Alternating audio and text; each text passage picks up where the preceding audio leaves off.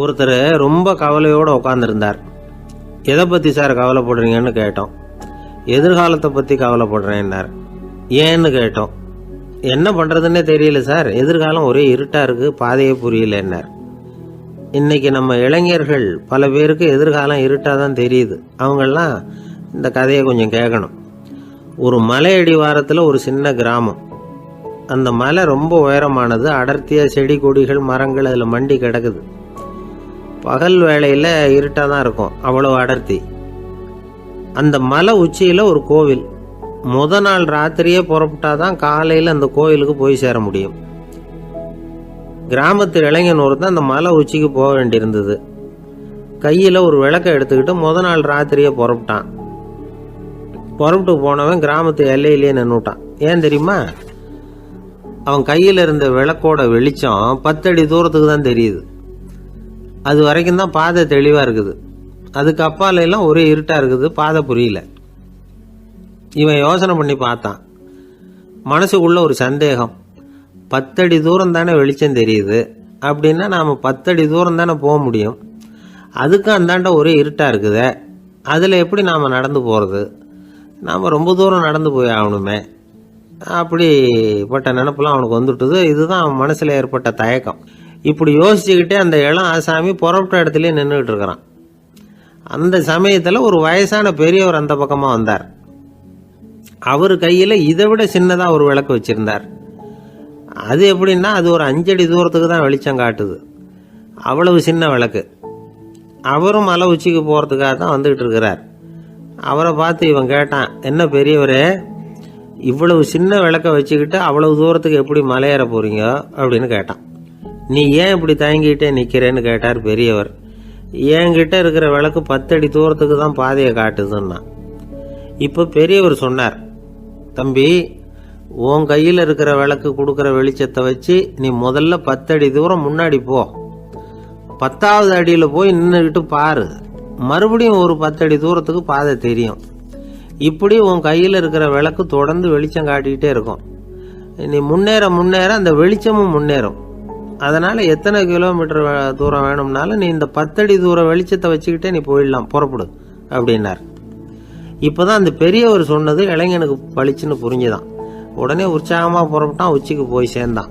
இந்த கதையிலேருந்து நாம் புரிஞ்சிக்க வேண்டியது என்ன தெரியுமா? நீண்ட கால திட்டம் ஒன்று போடும் பொழுது நமக்கு முன்னாடி இருக்கிறத மறந்துட்டு மனசை போட்டு குழப்பிக்க கூடாது. உங்கள் கையில் என்ன இருக்கோ அதுலேயே உங்கள் எதிர்காலம் மறைஞ்சிருக்குது.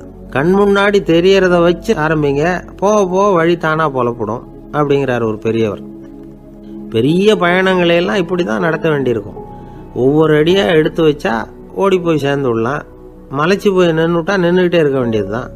நம்ம ஆள்லாம் ரொம்ப மோசமான இருக்கிறாங்க. ஒருத்தன் அப்படி தான் நீண்ட தூர பிரயாணம் ஒன்று புறப்பட்டான். ரயில் போய்கிட்டே இருந்தது. கொஞ்சம் தூரம் போச்சு, பாதி வழியில் கையில் வச்சுருந்த டிக்கெட்டை காற்றுல விட்டுட்டான். ஐயோ, என் டிக்கெட்டு போயிட்டுதே அப்படின்னு கத்த ஆரம்பிச்சிட்டான். பக்கத்தில் இருந்த பெரியவர் அவனை பார்த்து பரிதாபப்பட்டு, கவலைப்படாத தம்பி, போனால் போகுது, வேற டிக்கெட் வாங்கிக்கலாம் அப்படின்னு ஆறுதல் சொன்னார். அதுக்கு அவன் சொல்கிறான், சார், நான் அதுக்காக அழலை, அந்த டிக்கெட்டு கிடைச்சா தானே நான் எந்த ஊருக்கு போகணுங்கிறது எனக்கு தெரியும் அப்படிங்கிறான்.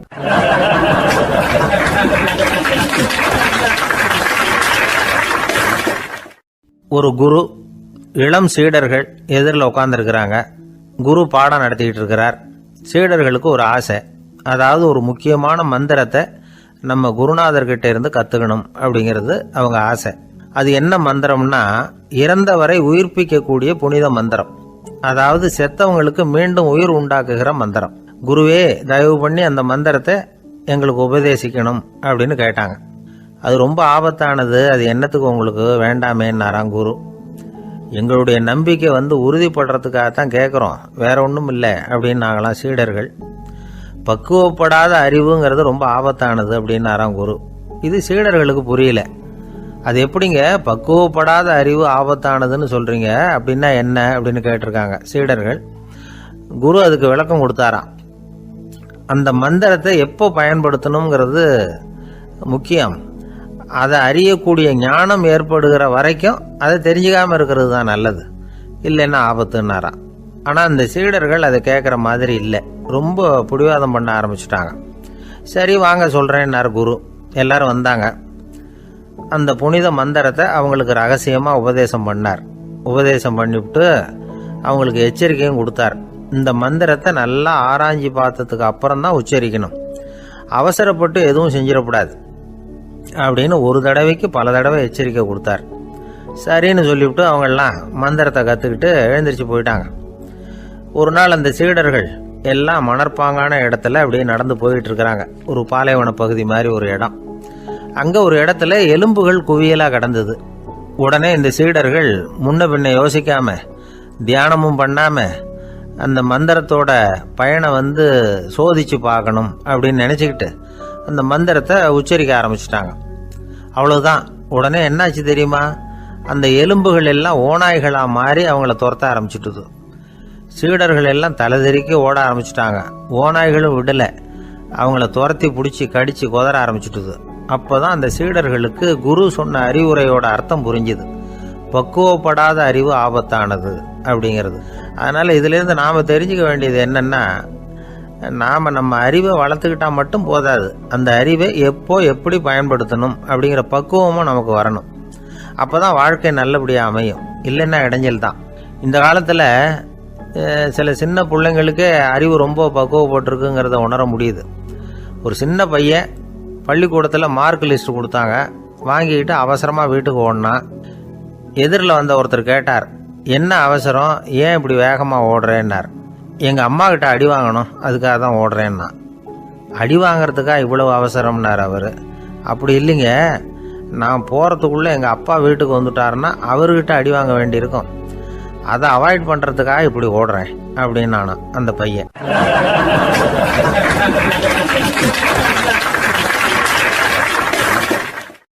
ஒரு தெருவில் சில சிறுவர்கள் விளையாடிக்கிட்டு இருந்தாங்க.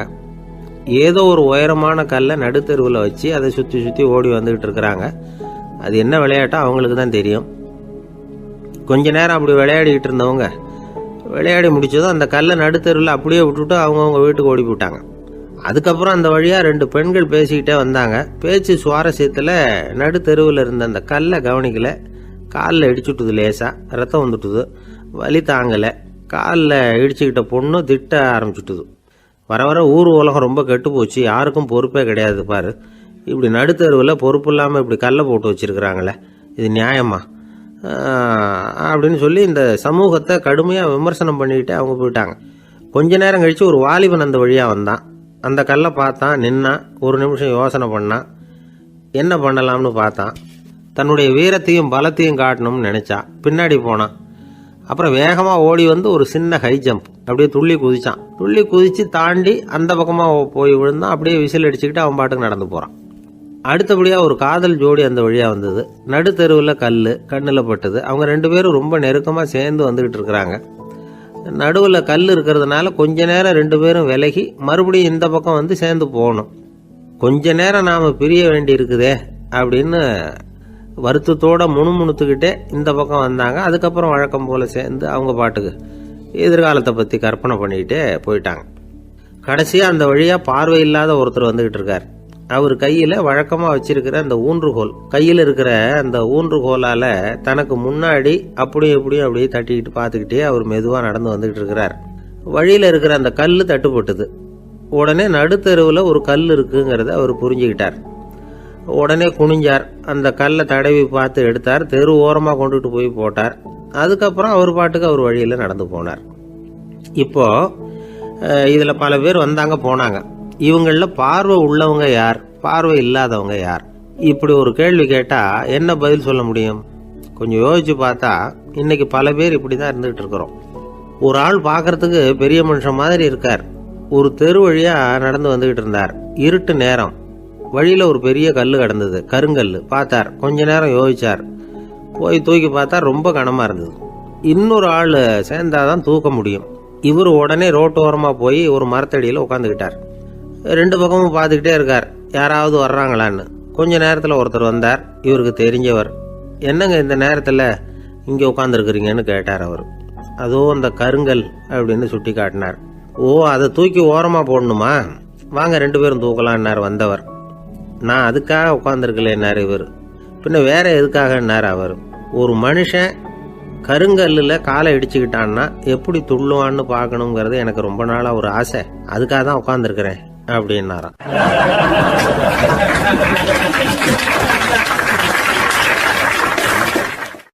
இந்த உலகத்தில் எல்லாருக்கும் மகிழ்ச்சி தரக்கூடிய ஒரு பொருள் எது? இது ஒரு முக்கியமான கேள்வி. இந்த கேள்விக்கு பொருத்தமான ஒரு பதிலை உங்களால் சொல்ல முடியுமா? அதாவது கொஞ்சம் யோசித்து பார்த்தா பணம்னு சொல்லலாமா? இப்போ கையில் காசு இல்லாதவங்ககிட்ட ஒரு 10 ரூபாயை கொடுத்தா அது அவனுக்கு சந்தோஷத்தை கொடுக்கும். ஏற்கனவே வருமான வரி பிரச்சனையில் சிக்கி இருக்கிறவர்கிட்ட இன்னும் கொஞ்சம் பணம் இருந்தாங்கன்னு சொல்லி கொடுத்தோம்னா அது அவருக்கு சங்கடத்தை தான் கொடுக்கும். அதனால் அந்த கேள்விக்கு பணங்கிறது பொருத்தமான பதிலாக இருக்க முடியாது. கேள்வி என்னன்னா, இந்த உலகத்தில் எல்லாருக்கும் மகிழ்ச்சி தரக்கூடிய ஒரு பொருள் எது? சரி, இனிப்புன்னு சொல்லலாமா? ஏன்னா எல்லாருக்கும் இனிக்க தானே செய்யும். அதுலேயும் ஒரு சிக்கல் இருக்குது. சர்க்கரை வியாதிக்காரங்களுக்கு அது என்ன சந்தோஷத்தையா கொடுக்கும்? ஆக எல்லாருக்கும் வேறுபாடு எதுவும் இல்லாமல் மகிழ்ச்சியை கொடுக்கக்கூடியது வேற ஏதோ ஒன்று இருக்குது. அது என்னன்னு கண்டுபிடிக்கணும். அதுதான் இன்றைக்கி தகவல். இப்போ அதை கண்டுபிடிக்கணும்னா இந்த கதையை கேட்கணும். அது என்ன கதைன்னா, ஒரு ஊரில் ஒரு ராஜா இருந்தார். அவருக்கும் இதே சந்தேகம் வந்துட்டுது. அதாவது எல்லாருக்கும் இன்பம் தரக்கூடிய பொருள் எது அப்படின்னு. இதுக்கு பதில் தெரிஞ்சுக்கிறதுக்கு ஆசைப்பட்டார். சரி, அதுக்கு என்ன செய்யலாம்னு யோசனை பண்ணார். நாட்டு மக்களுக்கு பகிரங்கமாக ஒரு அறிவிப்பு கொடுத்தார். நம்ம நாட்டு மக்கள் இன்பம் தரக்கூடிய பொருள் எதுன்னு நினைக்கிறாங்களோ அதை கொண்டுகிட்டு வந்து அரண்மனையில் உள்ள கண்காட்சி மண்டபத்தில் வைக்கலாம். அப்படி அவங்க வைக்கிற பொருள்களில் எது எல்லாருக்கும் இன்பம் தரக்கூடியதாக இருக்குமோ அதை வச்சவருக்கு 1000 பொற்காசுகள் பரிசு அப்படின்னு அறிவிப்பு கொடுத்துட்டார். ஜனங்கள் இந்த அறிவிப்பை கேட்டாங்க. அதுக்கப்புறம் சும்மா இருப்பாங்களா? 1000 பொற்காசுன்னா சும்மாவா? அவங்க கையில் என்னென்ன கிடைச்சதோ அதையெல்லாம் கொண்டாந்து அரண்மனை காட்சி மண்டபத்தில் வச்சுட்டாங்க. அதுக்கப்புறமா ராஜா அங்கே வந்தார். ஒவ்வொன்றா பார்த்துக்கிட்டே வந்தார். முதல்ல ஒரு குயில் இருந்தது, இனிமையாக பாடக்கூடிய குயில். இந்த குயிலோட இன்னிசை எல்லாருக்கும் இன்பம் தரக்கூடியது தான். இருந்தாலும் காது கேட்காதவங்களுக்கு இந்த இசை எப்படி இன்பம் தர முடியும்? அதனால் இது சரியில்லைன்னு விட்டார். அடுத்தபடியாக போனார். அங்கே என்ன வச்சுருக்குறாங்கன்னு பார்த்தா ஒரு அழகான மயில் அங்கே தோகை விரித்து ஆடிக்கிட்டு இருக்குது. இந்த மயிலோட ஆட்டம் மனசுக்கு இன்பம் தரக்கூடியது தான். இருந்தாலும் பார்வை இல்லாதவங்க இந்த ஆட்டத்தை பார்த்து ரசிக்க முடியுமா? முடியாது. அதனால் இதுவும் சரியில்லை அப்படின்னு சொல்லிவிட்டார். அதுக்கு அடுத்தபடியாக போனார். பல வகையான இனிப்பு பண்டங்களை வச்சுருந்தாங்க. பார்த்தார், வயசானவங்களுக்கும் நோயாளிகளுக்கும் இது இன்பம் தராது, துன்பம் தான் கொடுக்கும் அப்படின்னார். இப்படி ஒவ்வொன்றா பார்த்துக்கிட்டே போகிறார்.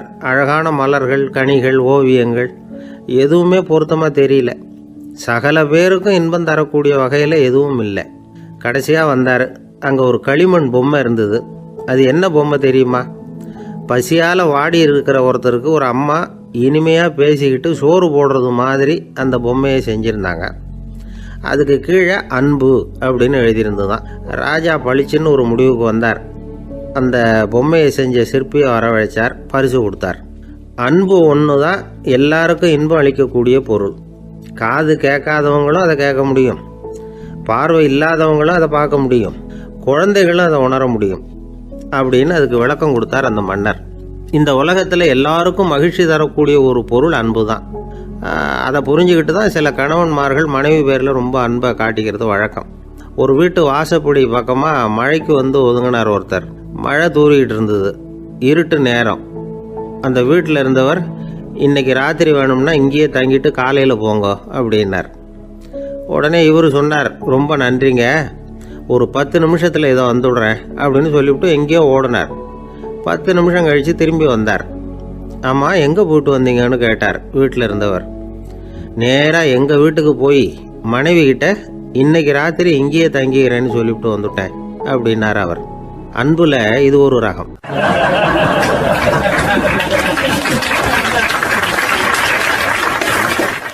ஒரு நாள் ஒரு தகப்பனார் தன்னுடைய பிள்ளையை அழைச்சிக்கிட்டு வந்தார். சார், இவன் சரியாக படிக்க மாட்டேங்கிறான், பெரியவங்களை மதிக்க மாட்டேங்கிறான், நீங்கள் கொஞ்ச நாள் இவனுக்கு குருவாக இருந்து நல்ல விஷயங்களை சொல்லி கொடுத்தா தேவையில்லைன்னார். பெரியவங்களையும் மதிக்காதவன் எப்படி என்ன மதிக்க போகிறான் அப்படிங்கிறது நமக்கு யோசனை வரும் இல்லையா? வேணாங்க, என்னை விட்டுருங்க அப்படின்னோம். அவர் விட மாட்டேன்னு விட்டார். இல்லைன்னா அவரே சிஷ்யன் ஆகிடுவார் போல இருந்தது. சரி, வேறு வழி இல்லாமல் அந்த பையனையே என்னுடைய சீடை நான் ஏற்றுக்கிட்டு உபதேசமெல்லாம் பண்ண ஆரம்பித்தோம். அதாவது குரு பக்தின்னா அது எப்படி இருக்கணுங்கிறத பற்றி சொல்லி கொடுத்தோம் அவனுக்கு. சதமகர் அப்படின்னு ஒரு குரு இருந்தார். அவருக்கு ஒரு சீடர். அவன் பேர் துளசி சைதன்யன், நைஷ்டிக பிரம்மச்சாரி. தன்னுடைய குருவுக்கு எந்த நேரத்தில் எது தேவைங்கிறத புரிஞ்சுக்கிட்டு சேவை செய்கிறவன். ஆனால் இவனை பற்றி மற்ற சீடர்களுக்கு பொறாமை வந்துட்டுது. இவன் மட்டும் இப்படி இருக்கானேன்னு உடனே குரு கிட்ட போய் கோல் மூட்டினாங்க. அவன் சரியில்லை, அவன் நடந்துக்கிறது சரியில்லை, அப்படி இப்படின்னு எதையாவது சொல்லி. இருந்தாலும் இதையெல்லாம் அந்த குரு நம்பலை. அவருக்கு தெரியும் யார் யார் எப்படின்னு. துளசி சைதன்யன் பெருமையை மற்ற சீடர்களுக்கு உணர்த்தணும் அப்படின்னு நினைச்சார். அதுக்கு ஒரு வழி பண்ணார். ஒரு நாள் சீடர்களை எல்லாம் கூப்பிட்டுக்கிட்டு ஒரு காட்டு வழியாக போய்கிட்டு இருந்தார். அங்கே ஒரு பெரிய மலை அருவி கொட்டிக்கிட்டு இருந்தது. குரு சீடர்கள் பக்கம் திரும்பினார். இந்த மலையின் மேலே இருந்து அந்த படுபாதாளத்தில் குதிக்கிறதுக்கு உங்களில் யார் தயார் அப்படின்னு கேட்டார். ஒரு சீடனும் வாயை திறக்கலை, ஒதுங்கி நின்றுக்கிட்டாங்க. பின்னாடி மூட்டை முடிச்சோடு வந்துக்கிட்டு இருந்தான் துளசி சைதன்யன். அவனை பார்த்தார். தப்பாருப்பா, நீ மேலே இருந்து அந்த அருவியில் குதி அப்படின்னார். அப்படியே செய்கிறேன் சுவாமின்னா ஓடி போய் பொத்துன்னு குதிச்சுட்டான். அடுத்த கணமே குருநாதர் தன்னுடைய யோக சக்தியால் பறந்து போய் அவன் கீழே விழுந்துடாமல் தாங்கி பிடிச்சி கொண்டுகிட்டு வந்துட்டார். மற்ற சீடர்களுக்கெல்லாம் ஒரு மாதிரி ஆயிட்டுது. அடுத்தபடியாக என்ன பண்ணலாம்னு யோசிச்சாங்க இவனை மாட்டி விடுறதுக்கு. ஒரு நாள் வெத்தலை அடிக்கிற ஒரு சின்ன உரலையும் உலக்கையையும் எடுத்து ஒளிய வச்சுட்டாங்க. சதமகர் சன்னியாசி இல்லை, அவர் வெத்தலை போடுவார். பல்லு சரியில்லை, அதனால் இடித்து தான் வெத்தலையை போடணும். திடீர்னு வெத்தலை பாக்கு கேட்டார். வழக்கமாக உரலில் இடித்து தர்றது தான் துளசியின் பழக்கம். உரலை தேடினா கிடைக்கல, என்ன பண்ணுறது? குரு கேட்டுவிட்டாரே, குரு சேவை தானே முக்கியம். என்ன பண்ணா, வெத்தலை பாக்க தன்னுடைய வாயில் போட்டு முன்னு அதை எடுத்து அவர்கிட்ட கொடுத்துட்டான். குரு எதையோ படிச்சுக்கிட்டே அதை வாங்கி வாயில் போட்டுக்கிட்டார். துளசி இன்னைக்கு தாம்பூலம் நல்லா இடிக்கப்பட்டிருக்கு, ருசியாக வேற இருக்குது, அதை இடித்த பாத்திரத்தை என் கண்ணால் பார்க்கணும்னு ஆசையாக இருக்குன்னுட்டார். அதை மட்டும் அனுப்பி போய் நீ வர வேண்டான்னு வேற சொல்லிவிட்டார். இதை கேட்டதும் துளசி தவிச்சு போயிட்டான். இவன் போகாமல் எப்படி வாயை மட்டும் அனுப்பி வைக்க முடியும்? இவன் தவிக்கிறத பார்த்ததும் மற்ற சீடர்களுக்கெல்லாம் மனசுக்குள்ளே ரொம்ப சந்தோஷம்.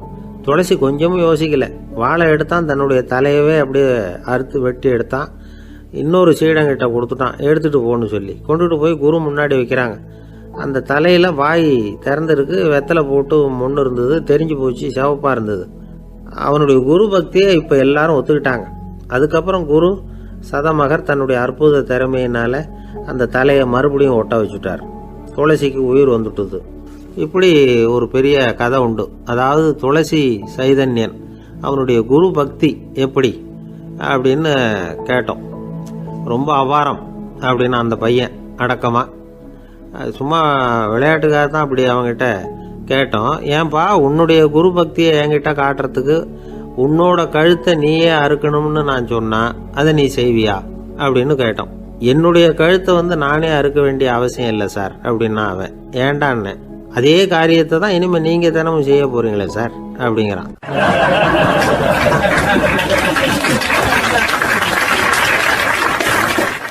இந்த உலகத்தில் எவ்வளவோ உயிரினங்கள் இருக்கு, ஒவ்வொன்றும் ஒவ்வொரு விதமாக சண்டை போடுது.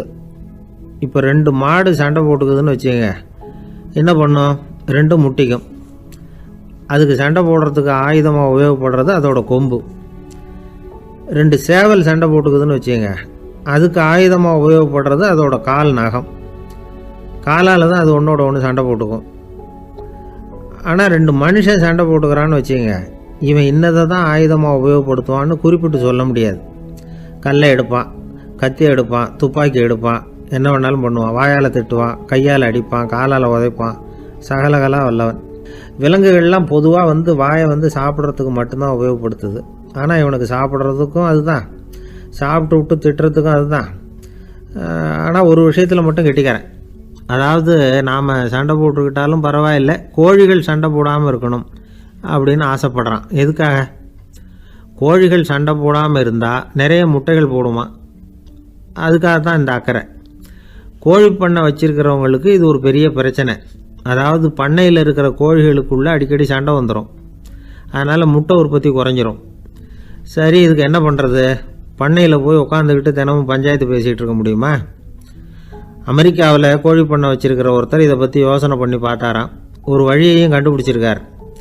கோழிக்கெல்லாம் மூக்கு கண்ணாடி மாட்டி விட்டுட்டோம்னா அது சண்டை போடுற குணம் குறைஞ்சிரும், முட்டை அதிகமாகிடும் அந்த கண்ணாடியில் உள்ள லென்ஸு சிவப்பு நிறத்தில் இருக்கணும், அவ்வளவுதான் அப்படின்னு அவர் கண்டுபிடிச்சாராம். இது ஏற்கனவே நடைமுறையில் கண்டுபிடிக்கப்பட்ட ஒரு விஷயம். ஆனால் எல்லா கோழிக்கும் சிவப்பு மூக்கு கண்ணாடி எப்படி மாட்டி விடுறது? அப்படியே மாட்டி விட்டாலும் அது நழுவாமல் இருக்கணுமே. இப்போ நாமெல்லாம் நடு விரலால் மூக்கு கண்ணாடி நடுவில் தொட்டு அப்படி ஸ்டைலாக சரி பண்ணிக்கிறோம். அது மாதிரி கோழி எப்படி சரி பண்ணிக்கும்? இதுதான் பிரச்சனை. இதுக்கு அவர் என்ன வழி கண்டுபிடிச்சாருன்னா, கோழிக்கெல்லாம் மூக்கு கண்ணாடிக்கு பதிலாக விழியொட்டு வில்லைகள், கான்டாக்ட் லென்ஸ், அதை பொருத்தி விட்டா என்ன அப்படின்னு யோசனை பண்ணார். அதே மாதிரி பண்ணார். அதே மாதிரி செஞ்சு பார்த்தார், வெற்றி. அதுக்கப்புறம் கோழியெல்லாம் சண்டை போட்டுக்கலையாம், சமாதான பிரியர்கள் ஆகிட்டு தான். கோழிகளுக்கு இயல்பாகவே சண்டை போடுற குணம் உண்டு. ஆனால் அதோட கண்ணுக்கு பார்க்குற பொருள்லாம் ரோஜா நிறத்துலையோ அல்லது இன்னும் சொல்ல போனால் அழுத்தமான சிவப்பு நிறத்துலையோ தெரிஞ்சதுன்னா சண்டை போடுற குணம் குறைஞ்சிருதான்.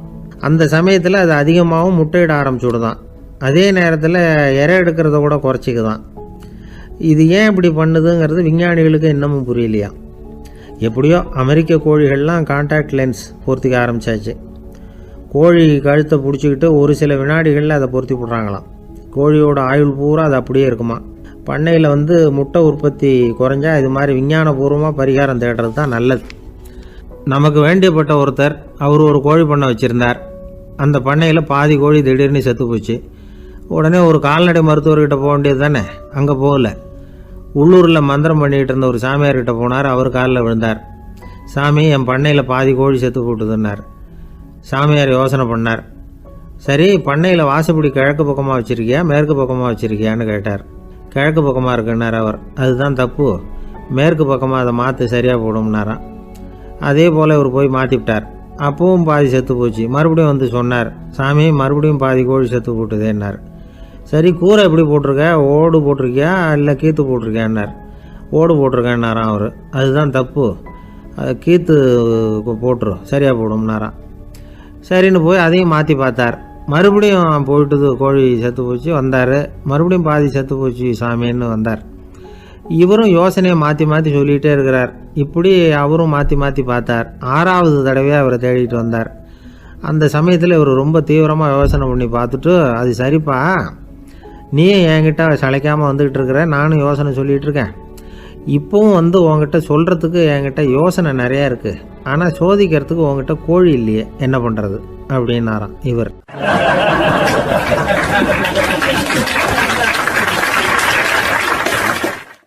ஆசைப்படுறதுல தப்பு இல்லை. ஆனால் அந்த ஆசை தேவைக்கு தகுந்த மாதிரி இருக்கணும். தேவைக்கு மீறிய ஆசைகள் இருக்கு பாருங்க, அது தேவையில்லை. இந்த கருத்தை வலியுறுத்தது மாதிரி ஒரு கதை உண்டு. தேவேந்திரனுக்கு திடீர்னு வீடு கட்டணும்னு ஒரு ஆசை வந்துதான். வீடுன்னா நாம கட்டுற மாதிரி இல்லை. தேவேந்திரன் வீடுன்னா சும்மாவா, ஒரு பிரம்மாண்டமான அரண்மனை கட்டணும்.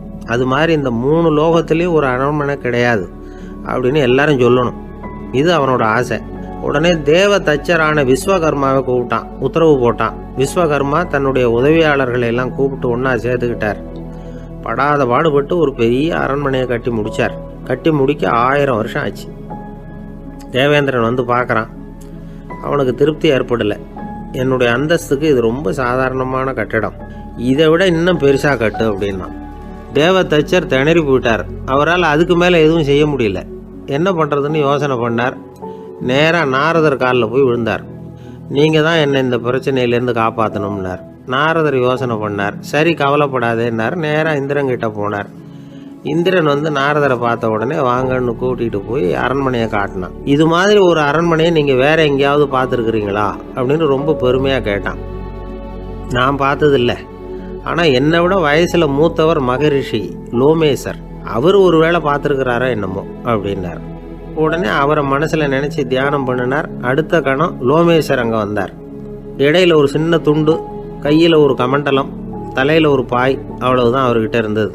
எதுக்காக தலையில் இந்த பாய் அப்படின்னு கேட்டான் இந்திரன். என்ன மாதிரி அற்ப ஆயுள் உள்ள ஒரு ஜீவன் தனியாக வீடு கட்டிக்கிட்டு திண்டாடணுமா? இந்த பாய் தான் ஒரு வீடு மாதிரி எனக்கு நிழல் கொடுக்குது அப்படின்னார் அவர். என்னது, உங்களுக்கு அவ்வளவு கொஞ்சமான ஆயுளா அப்படின்னு ஆச்சரியத்தோடு கேட்டான் இந்திரன். ஆமாம், இதை பாரு, என்னுடைய மார்பில் ஒரு பொற்காசு அளவுக்கு ரோமம் உதிர்ந்துட்டுது. எப்போ என் உடம்புல உள்ள எல்லா ரோமமும் உதிர்ந்துருமோ அப்போ என்னுடைய ஆயுள் முடியும் அப்படின்னார்.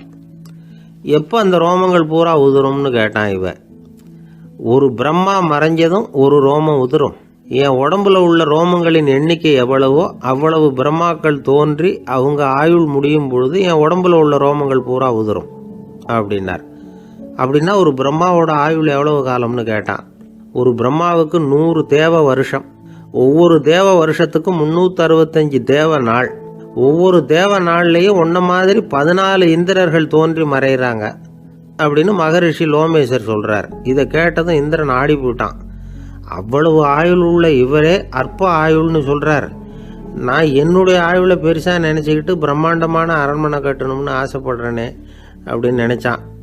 எனக்கு வீடு கட்டின வரைக்கும் போதும்னு விட்டான். அதனால நாமெல்லாம் நம்முடைய தேவைக்கு தகுந்த மாதிரி ஆசைப்படுறது தான் நியாயம். ஆனால் அப்படியே நடந்துக்கிறோம். மனுஷன் கடவுளையே ஏமாற்றி காசி வாங்கிறதுக்குள்ள ஆசைப்படுறான். ஒருத்தன் கடவுளை நினச்சி தவம் இருந்தான். கடவுள் நேரில் வந்தார். தேவலோகத்தில் ரூபாய்க்கெல்லாம் என்ன மதிப்புன்னு கேட்டான். அங்கெல்லாம் ரூபாய்ங்கிறது உங்கள் பணத்தில் 1 கோடி ரூபாய்க்கு சமம். அதாவது தேவலோகத்தில் 1 ரூபான்னா இங்கே 1 கோடி ரூபா. அது மாதிரி எங்களுக்கு ஒரு நாளுங்கிறது உங்கள் கணக்கில் 1 கோடி வருஷத்துக்கு சமம் அப்படின்னார் கடவுள். அப்படின்னா எனக்கு நீங்கள் அதிகமாக எதுவும் தர வேணாம், உங்கள் கணக்குப்படி ஒரே 1 ரூபா கொடுங்க, அது போதும்னா இவன் ரொம்ப சாமர்த்தியமாக. கடவுள் யோசனை பண்ணார். அது ஒன்றும் கஷ்டம் இல்லை, 1 ரூபா தானே கேட்குற, கொடுத்துட்றேன். ஆனால் இப்போ வரும்பொழுது நான் எடுத்துக்கிட்டு வரல, எங்கள் கணக்குப்படியே 1 நாள் பொறுத்துக்க பணத்தோடு வந்துடுறேன் அப்படின்னு சொல்லிவிட்டு பறந்து போயிட்டார்.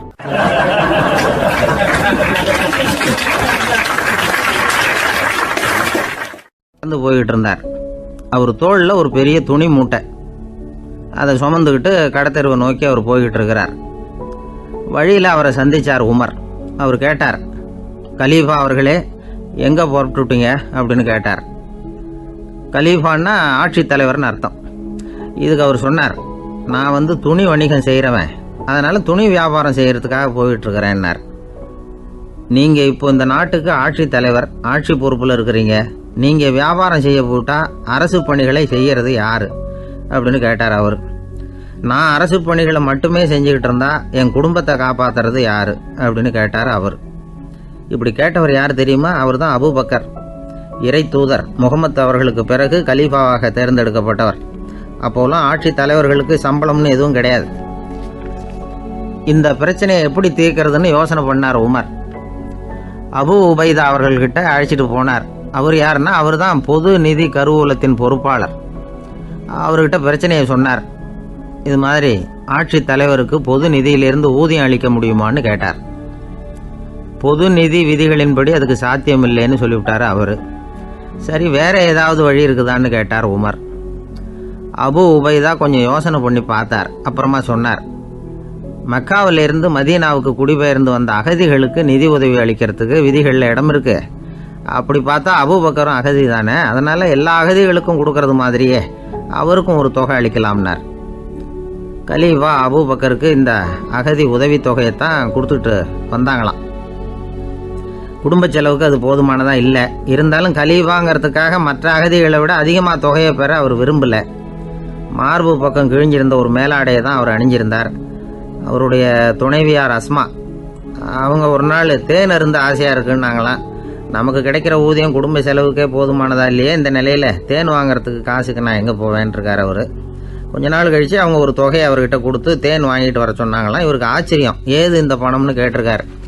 நீங்கள் தினமும் குடும்ப செலவுக்காக கொடுத்துக்கிட்டு வந்த பணத்தில் கொஞ்சம் கொஞ்சமாக மிச்சப்படுத்தி வச்சேன்னாங்களாம். அபூபக்கர் அந்த பணத்தை எடுத்துக்கிட்டு நேராக பொது நிதி கருவூல பொறுப்பாளர்கிட்ட போனார். இந்த பணத்தை பொது நிதியில் சேர்த்துருங்க, இது அதிகப்படியாக எனக்கு தரப்பட்டு வந்த ஊதியம், அடுத்த மாதத்துலேருந்து இந்த தொகையை குறைச்சிங்கன்னு வேற சொல்லிவிட்டாராம். பசியை தணிக்க தேவையான அளவு உணவு, ஒரு ஜோடி உடை, இதை தவிர கூடுதலாக மக்கள் பொது நிதியிலிருந்து வாங்கிக்கிறதுக்கு என் குடும்பத்தாருக்கு உரிமை இல்லை அப்படின்னு சொல்லி கண்டிப்பாக சொல்லிவிட்டாராம். அவர் வாங்கிட்டு வந்த இந்த குறைந்த ஊதியம் கூட அவர் மனசை உறுத்திக்கிட்டே இருந்தது. கடைசி நேரம் அவர் தம்முடைய மகள் ஆயிஷா அவர்களை அழைச்சார். மகளே, இதுவரைக்கும் பொது நிதியிலிருந்து நான் வாங்கிட்டு வந்த தொகை என்னுடைய இதயத்தில் பாரமாக அழுத்திக்கிட்டு இருக்கு. என் தோட்டத்தை விற்று அதில் வர்ற பணத்திலிருந்து நான் இதுவரைக்கும் வாங்கிட்டு வந்த ஊதிய தொகையை கணக்கு போட்டு பொது நிதியில் சேர்த்துடு அப்படின்னாராம். பதவி ஏற்கிறதுக்கு முன்னாடி தன்கிட்ட இருந்ததை விட இப்போ கூடுதலாக என்ன சொத்து இருக்குன்னு பார்த்துருக்கார். ஒரு ஒட்டகம், ஒரு கோப்பை, ஒரு பணியாள். இதையும் அடுத்தபடியாக கலீஃபாவா வர்றவர்கிட்ட ஒப்படைச்சிருங்க அப்படின்னு விட்டாராம். அதே மாதிரி அடுத்து வந்த உமர்கிட்ட ஒப்படைச்சாங்க. அப்போ உமர் சொன்னாராம், அபூபக்கரே, இந்த முன்மாதிரியால உங்களுக்கு பிறகு இந்த ஆட்சி பொறுப்பை ஏற்கிறவர்களை பெரும் நெருக்கடிக்கு ஆளாகி விட்டீங்க அப்படின்னு சொல்லி ரொம்ப கண் கலங்கினாராம். கடைசியா அபூபக்கர் தன்னுடைய குடும்பத்தாருக்கு விட்டு சென்ற சொத்து ஒரு படுக்கை விரிப்பு, ஒரு போர்வை, அவ்வளவுதான். இது சிந்திக்க வேண்டிய ஒரு செய்தி. ஒரு ஊர்ல ஒரு மன்னர் இருந்தாராம். அமைச்சர் அவர்கிட்ட சொன்னாராம், மன்னா, நம்ம ராஜ்யத்தில் இனிமே லஞ்ச ஊழலே இருக்காதுன்னாராம். ஆஹா, அப்படின்னா ஊழல் பேர் வழிகளையெல்லாம் நாடு கடத்தியாச்சா அப்படின்னு கேட்டிருக்காரு மன்னர். இதுக்கு அவரு, அப்படி இல்லைங்க, இனிமே கொடுக்கறதுக்கு ஜனங்கள்கிட்ட பணமே இல்லை அப்படின்னாராம்.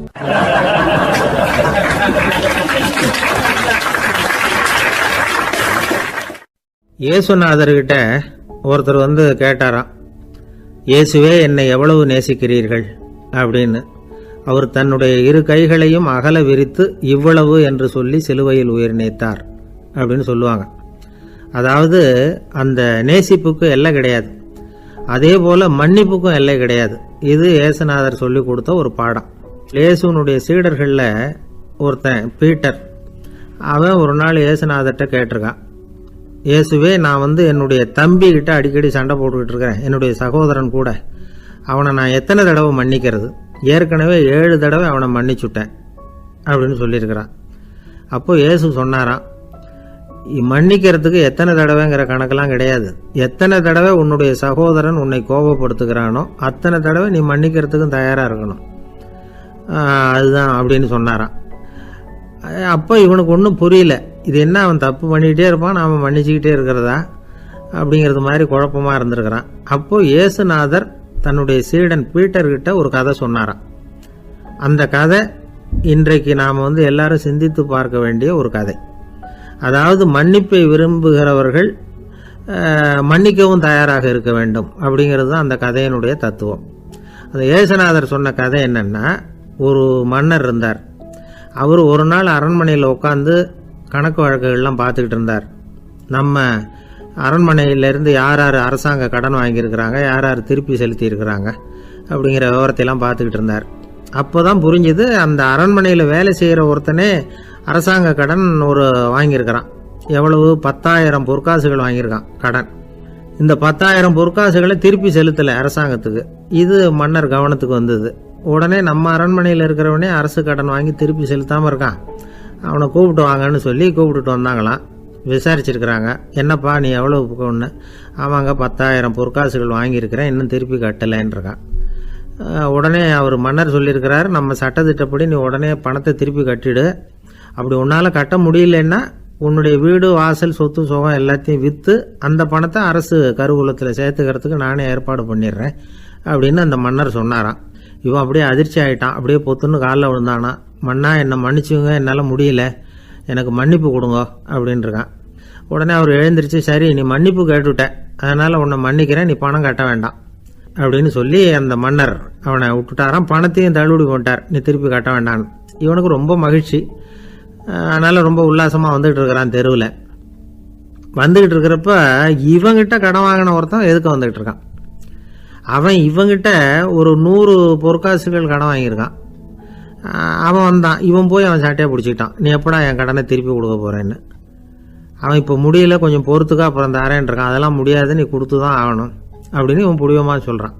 இப்போ நிலைமையை பாருங்கள், இவன் ஏற்கனவே 10,000 பொற்காசுகள் அரசாங்கத்தில் கடன் வாங்கினா அதுக்கு மன்னிச்சு விட்டுட்டார் இவனை. ஆனால் இவன் இன்னொருத்தனை மன்னிக்கிறதுக்கு தயாராக இல்லை. இவங்கிட்ட கடன் வாங்கின இன்னொருத்தன் 10 பொற்காசுகள், அவனை மன்னிக்க தயாராக இல்லை. அவனை கொண்டு போய் நீதிமன்றத்தில் கொண்டு போய் நிறுத்தி தண்டனை வாங்கி கொடுத்துட்டான். நீதிபதி என்ன சொன்னார், அந்த இவன் வாங்கின பொற்காசுகளை திருப்பி கட்டுற வரைக்கும் ஜெயிலில் இருக்கணுங்கிறது தீர்ப்பு. ஆனால் உடனே அரசர் காதில் விழுந்தது. சொல்லிட்டாங்க, உங்ககிட்ட மன்னிப்பு வாங்கிட்டு போனானே ஒருத்தன், அவன் இன்னொருத்தனை மன்னிக்கிறதுக்கு தயாராக இல்லை, அவனை கொண்டு போய் ஜெயிலில் அடைச்சிட்டான் அப்படின்னு. உடனே மன்னர் பார்த்தார், இவனை மறுபடியும் கூப்பிட்டு வர சொன்னார். தபாரப்பா, நான் உன்னை மன்னிச்சு விட்டேன், ஆனால் நீ இன்னொருத்தனை மன்னிக்கிறதுக்கு தயாராக இல்லை, அதனால் என்னுடைய தீர்ப்பையும் மாத்துறேன், நீயும் அரசு கடன் தீர்ற வரைக்கும் ஜெயிலில் தான் இருக்கணும் அப்படின்னு சொல்லி ஜெயிலுக்கு அனுப்பிச்சிட்டாராம்.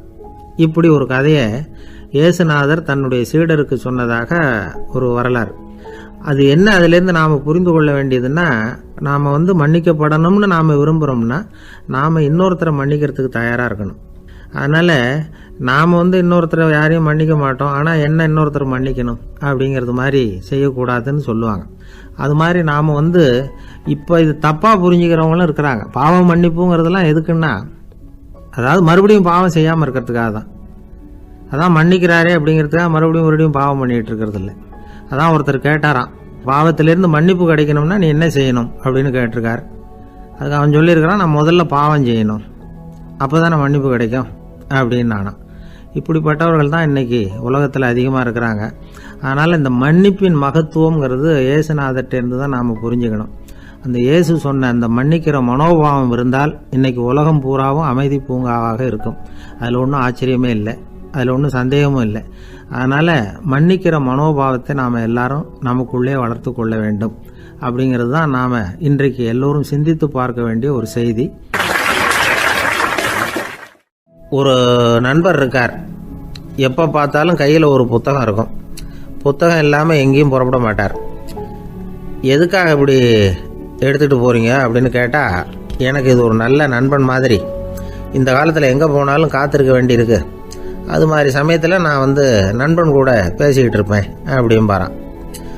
ஒருத்தர் ஒரு பெரிய அரச பதவியில் இருந்தார். அவர் பதவியிலேருந்து இறங்க வேண்டிய சூழ்நிலை. அரசு கொடுத்துருந்த வீட்டை விட்டுட்டு வெளியில் வர்றார். வரும்பொழுது 2 கையிலையும் 2 பெட்டியை எடுத்துகிட்டு வந்தாராம்.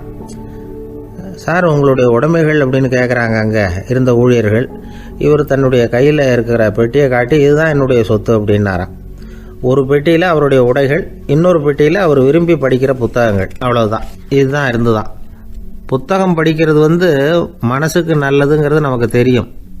புத்தக வாசிப்பு உடம்புக்கும் நல்லதுங்கிறாங்க. அது நமக்கு ஆச்சரியமாக தான் இருக்குது. ஒரு நபர் ஒரு வருஷத்தில் சராசரியாக 2000 பக்கங்களை படிச்சிருக்கணுமா, யுனெஸ்கோ பரிந்துரை. ஆனால் நம்ம நாட்டில் நாம் சராசரியாக படிக்கிறது 32 பக்கங்கள், அவ்வளவுதான். இவ்வளவுக்கு நம்ம நாட்டில் 6000த்துக்கும் மேற்பட்ட நாளேடுகள், 2000த்துக்கும் மேற்பட்ட இதழ்கள், மலர்கள், இவ்வளவு இருந்தும் சரியாக வரல. இந்த உலகத்தில் முதல் நூலகம் எங்கே எப்போ ஆரம்பமாச்சு தெரியுமா? கிமு 2500ஆம் ஆண்டில் அது ஆரம்பமாயிருக்குது. பாபிலோனியாவில் அமில் அணு அப்படிங்கிற அரசன் தான் நூலகத்தை உருவாக்கி இருக்கிறான். அப்போல்லாம் தாள் கிடையாது, களிமண் தான். களிமண் பலகைகளில் எழுதி அது தொகுத்து அப்படியே நூலாக்கி அதை நூலகத்தில் வச்சுருப்பாங்களாம். அரசருடைய நூலகத்தில் 1000த்துக்கும் மேற்பட்ட நூல்கள் இருந்ததாக வரலாற்று குறிப்பு இருக்குது. அது மட்டும் இல்லை, அந்த நூலகத்தில் பொருள் வாரியாக, அதாவது சப்ஜெக்ட் வாரியாக புத்தகங்களை வகைப்படுத்தி வச்சுருந்தாங்களாம். அதில் மிச்சம் இருந்த ஒரு 25 களிமண் பலகை புத்தகங்கள் இன்றைக்கும் பிரிட்டிஷ் அருங்காட்சியகத்தில் இருக்குதான்.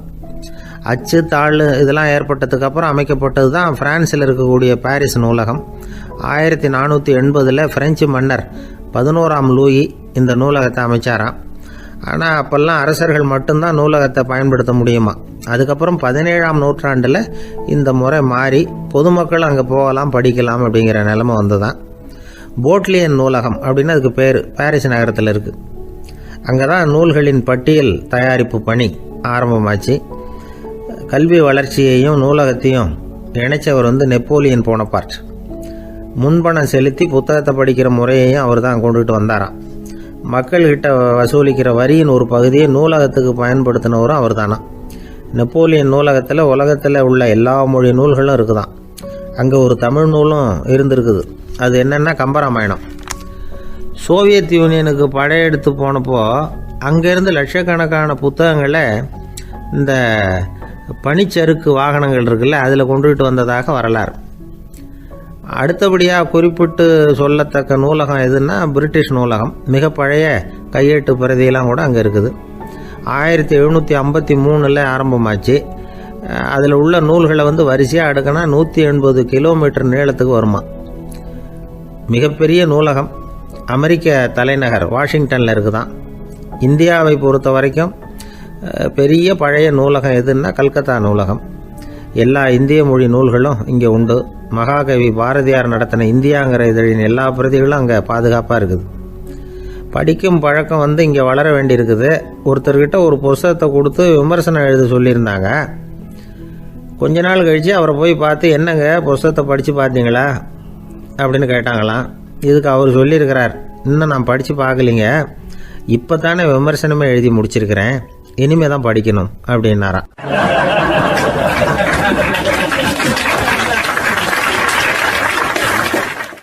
என்ன சார் உங்கள் பையன் என்ன செஞ்சுக்கிட்டு இருக்கிறான் இப்போ அப்படின்னு கேட்டார் ஒருத்தர்.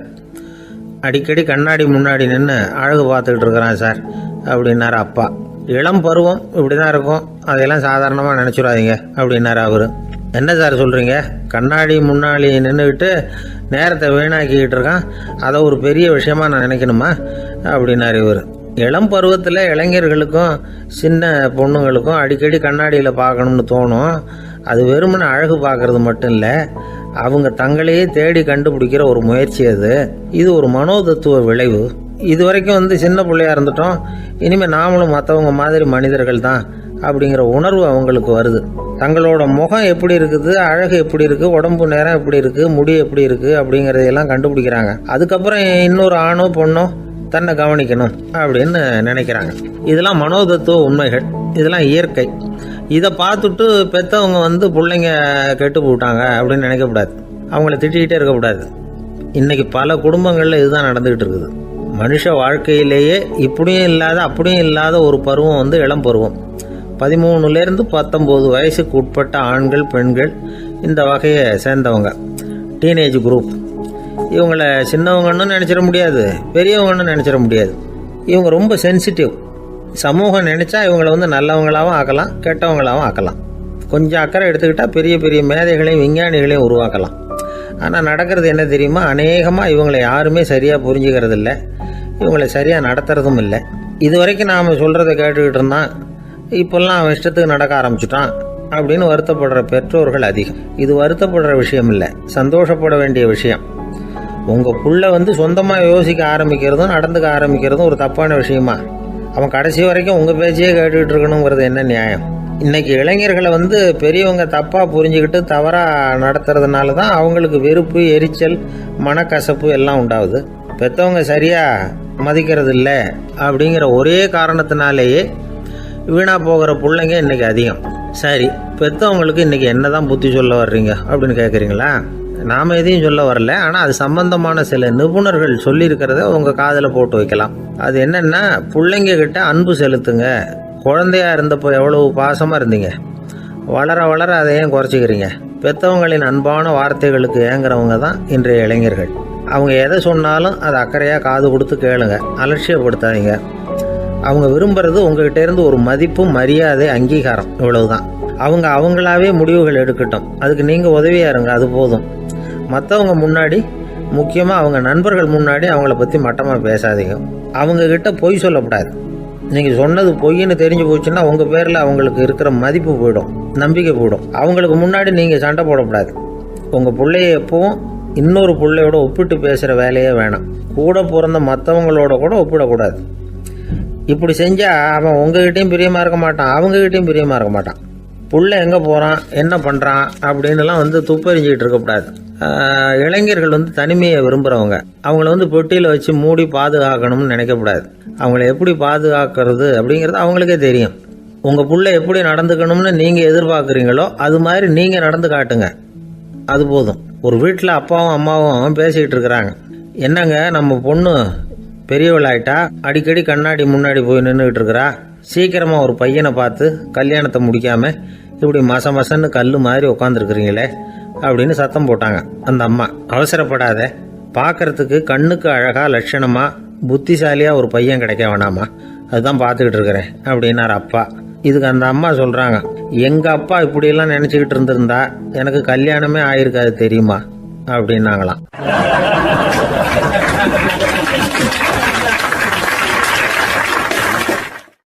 ஒருத்தர் ரொம்பவும் மகிழ்ச்சியாக வந்துக்கிட்டு இருந்தார். என்ன விஷயம்னு விசாரித்தேன். நான் தோற்று போயிட்டேன், அதுதான் மனசுக்கு மகிழ்ச்சியாக இருக்குது அப்படின்னார். எனக்கு இது ரொம்ப ஆச்சரியமாக போச்சு. இந்த உலகத்தில் தோற்று போகிறவங்க யாரும் மகிழ்ச்சியாக இருக்கிறது இல்லை. அப்படி இருக்கிறப்ப இவர் இப்படி சொல்கிறாரே, எங்கே தோற்று போனீங்கன்னு கேட்டேன். அதுக்கப்புறம் தான் அவர் விவரமாக சொன்னார். என்னோட 5 வயசு குழந்தையோடு நான் விளையாடிக்கிட்டு இருந்தேன். அந்த விளையாட்டில் என் குழந்தை ஜெயிச்சு விட்டுது, நான் தோற்று போயிட்டேன் அப்படின்னார் ரொம்ப உற்சாகமாக. நான் யோசித்து பார்த்தேன். அதாவது நாம் சின்ன குழந்தையாக இருக்கிறப்போ எந்த விளையாட்டில் கலந்துக்கிட்டாலும் அதில் நாம தான் ஜெயிக்கணும்னு ஒரு வெறி நமக்குள்ளே இருக்கும். நம்மளை எதிர்த்து விளையாடுறவர் நல்லவரா கெட்டவரா பெரியவரா சின்னவரா அப்படிங்கிறதெல்லாம் முக்கியம் கிடையாது. அவர் தோற்று போகணும், நாம் ஜெயிக்கணும், அதுதான் முக்கியம். எதிரியை சந்தோஷப்படுத்த விளையாடுகிற கலை அப்போ நமக்கு தெரியறதில்ல. வாழ்க்கையில் ஒரு பக்குவம் வந்ததுக்கு அப்புறம் வெற்றி பெறணுங்கிற மன அழுத்தம் போயிடுது.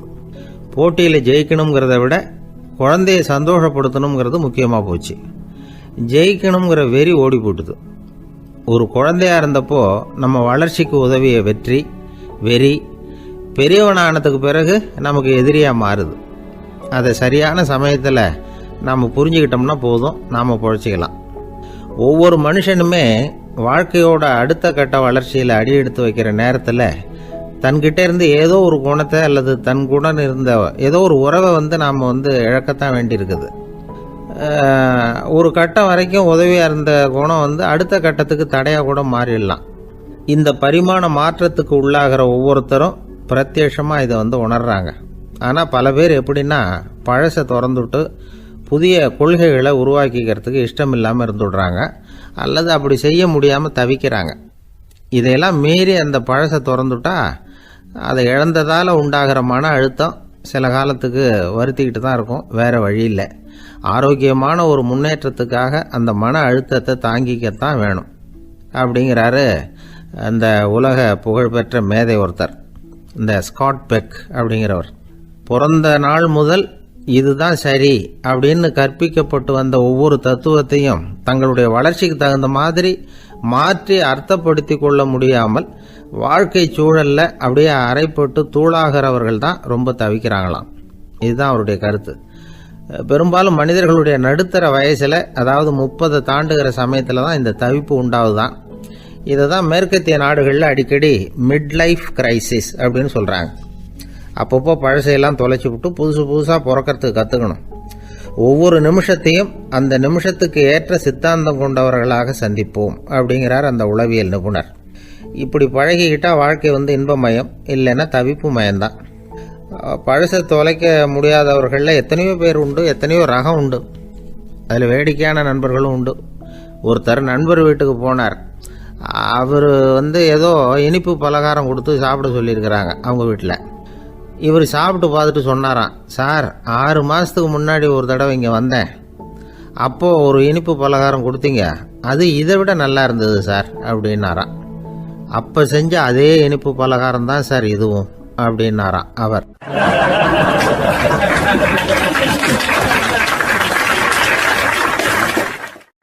ஒரு வயசான அம்மா தெரு வழியாக போயிட்டு இருந்தாங்க. அவங்க கையில் எண்ணத்தையோ வச்சுக்கிட்டு அதை அடிக்கடி பார்த்துக்கிட்டே இருந்தாங்க. ஒருத்தன் மெதுவாக அவங்கக்கிட்ட போய் கையில் இருக்கிறது என்ன அப்படின்னு எட்டி பார்த்தா அவங்க கையில் 4 பல் இருந்துதான். இவன் ஆச்சரியமாக அந்த அம்மாவை பார்த்தான். ஏம்மா உனக்கு என்ன பைத்தியமா, ஏது இந்த பல், இதை என்னத்துக்காக கையில் வச்சுக்கிட்டு அலைஞ்சிக்கிட்டு இருக்கிற அப்படின்னு கேட்டிருக்கான். அதுக்கு அந்த அம்மா விவரம் சொல்ல ஆரம்பித்தாங்களாம். இதை பாருப்பா, எனக்கு ஒரு மகன் இருந்தான், அவனை ரொம்ப செல்லமாக வளர்த்தேன். அவனை தரையிலேயே நடக்க விடுறதில்ல, எப்பவும் தூக்கி வச்சுக்கிட்டு இருப்பேன். அவன் நல்லா பெரியவனாகி பள்ளிக்கூடம் போகிறப்ப கூட அவன் புஸ்தக மூட்டையை நான் தான் சுமந்துக்கிட்டு போவேன். பார்க்குறவங்க கூட கேலி பண்ணுவாங்க, ஏம்மா படிக்க போகிறது நீயா உன் பிள்ளையான்னு கேட்பாங்க. அவன் இன்னைக்கு எவ்வளவோ பெரிய மனுஷன் ஆகிட்டான், வெளிநாட்டில் பெரிய உத்தியோகத்தில் இருக்கான். சமீபத்தில் இங்கே வந்துட்டு போனான். ஒரு நாள் ஏதோ கோபத்தில் என்ன அரைஞ்சுட்டான். அப்போ இந்த 4 பல்லும் கீழே விழுந்துட்டுது. இன்னமும் கூட விழுந்திருக்கும், ஆனால் பல்லு தான் இல்லை. என் புள்ள அரைஞ்சதுனால விழுந்த பல்லு இல்லையா அது, அதனால் இதை எப்பவும் என் கையிலேயே வச்சுக்கிட்டு ஆசையோடு பார்த்துக்கிட்டு இருக்கிறேன். அவன் தான் வெளிநாட்டுக்கு போட்டான், அவனை பார்க்க முடியாத ஏக்கத்தை நான் இந்த பல்லை பார்த்து போக்கிக்கிறேன் அப்படின்னு நாங்களாம் அந்த அம்மா. இந்த கதை எதுக்காகன்னா, தாய் அன்பு அப்படிங்கிறது எப்படிப்பட்டதுங்கிறத புரிஞ்சுக்கிறதுக்காக. கல்யாணம் ஆனதுக்கு அப்புறம் தாயை மறந்து விடுறவங்க எத்தனை பேர் இந்த உலகத்தில், அவங்க காதில் வேணுங்கிறதுக்காக தான் இந்த தகவல். ஆனால் ஒரு விஷயம் மட்டும் நல்லா புரிஞ்சுக்கணும், தாயை மதிக்க தெரிஞ்சவங்க தான் இன்றைக்கி வாழ்க்கையில் எல்லா விதத்துலேயும் முன்னுக்கு வந்திருக்கிறாங்க. வேணும்னா விசாரித்து பார்த்துங்க. இன்னொரு அம்மா இருந்தாங்க, அவங்க தினமும் ஒரு கோயிலுக்கு வருவாங்க. சாமியை பார்த்து, கடவுளே நான் இறந்து போனால் நரகத்துக்கு போகணும் அப்படின்னு வேண்டிக்குவாங்களாம். எல்லாரும் சொர்க்கத்துக்கு போகணும்னு தானே கடவுள்கிட்ட வேண்டிக்குவாங்க. இந்த அம்மா தினம் நான் நரகத்துக்கு போகணும் அப்படின்னு வேண்டிக்கிறாங்க. அங்கேருந்து அர்ச்சகருக்கு இது சந்தேகம். ஒரு நாள் அதை நேரடியாகவே அவங்கக்கிட்ட கேட்டுவிட்டார். அதுக்கு அந்த அம்மா பதில் சொன்னாங்களாம், ஐயா, எனக்கு கல்யாணம் ஆகி ரொம்ப நாள் வரைக்கும் குழந்தை பாக்கியம் இல்லாமல் இருந்தது. கோயில் குளம் எல்லாம் சுற்றி வந்தேன். ரொம்ப நாள் கழித்து ஒரு குழந்தை பிறந்தது, ஆண் குழந்தை. அவனை நான் ரொம்ப செல்லம் கொடுத்து வளர்த்தேன். அதோட விளைவு என்ன ஆச்சுன்னா, அவன் ரொம்ப மோசமாக ஆயிட்டான். கெட்ட பழக்க வழக்கம்லாம் கற்றுக்கிட்டான். அவன் இறந்து போனால் நிச்சயம் அவனுக்கு நரகம்தான் கிடைக்கும். அந்த அளவுக்கு கெட்டவன் அவன். அப்படிப்பட்ட காரியங்கள்லாம் பண்ணிகிட்ருக்கான், எனக்கு தெரியும். இவனுக்காக நரகத்தில் கூட யாரும் தயவு காட்ட மாட்டாங்க, தாட்சண்யம் காட்ட மாட்டாங்க. அதனால் இவனுக்கு முந்தி நான் இறந்து நரகத்துக்கு போயிட்டா அங்கே இவனை கவனிச்சிக்கலாமே, இவனுக்கு பணிவிடை செய்யலாமேன்னு பார்க்குறேன் அப்படின்னு நாங்களாம். அதனால தான் நான் நரகத்துக்கு போகணும்னு தினம் ஆண்டவனை வேண்டிகிட்டு இருக்கிறேன் அப்படின்னு கண்கலங்கி அந்த அம்மா சொன்னாங்களாம். அதுதான் தாய் உள்ளம்ங்கிறது. தாயின் பெருமையை சரியாக உணர்ந்துட்டா அவங்களுக்கு எப்பவும் எந்த கஷ்டமும் வராது. இது ஏதோ உபதேசத்துக்காக சொல்கிற வார்த்தை இல்லை, உண்மையான வார்த்தை. இந்த விவரத்தையெல்லாம் நண்பர் ஒருத்தர்கிட்ட சொல்லிகிட்டு இருந்தேன். அவர் கொஞ்ச நாள் கழித்து என்னை தேடி வந்தார். அவர் கையிலேயே 4 பல்லு வச்சுருந்தார். என்னங்க ஆச்சு, ஏதுங்க அந்த பல்லு அப்படின்னு விசாரித்தோம். உங்கள் உபதேசத்தை கேட்டுட்டு இந்த உலகத்தில் எல்லாரையும் தாயாக நினைக்க ஆரம்பிச்சிட்டேன். ஒரு அம்மாவை கடத்தரில் பார்த்து தாயேன்னு கூப்பிட்டேன். அவங்க உடனே பலார்னு என்னை அரைஞ்சிட்டாங்க. பல்லு விழுந்துட்டுது. அதை தான் பொறுக்கி எடுத்துக்கிட்டு நேராக உங்களை தேடி வந்துக்கிட்டு இருக்கிறேன்னார். தாயேன்னு தானே கூப்பிட்டீங்க, அதுக்கு ஏன் அரைஞ்சாங்க அப்படின்னு கேட்டோம். நான் தாயேன்னு கூப்பிட்டது அவங்க காதில் நாயேன்னு விழுந்துட்டு தான், அதுதான் இப்படி ஆயிட்டுது அப்படின்னார்.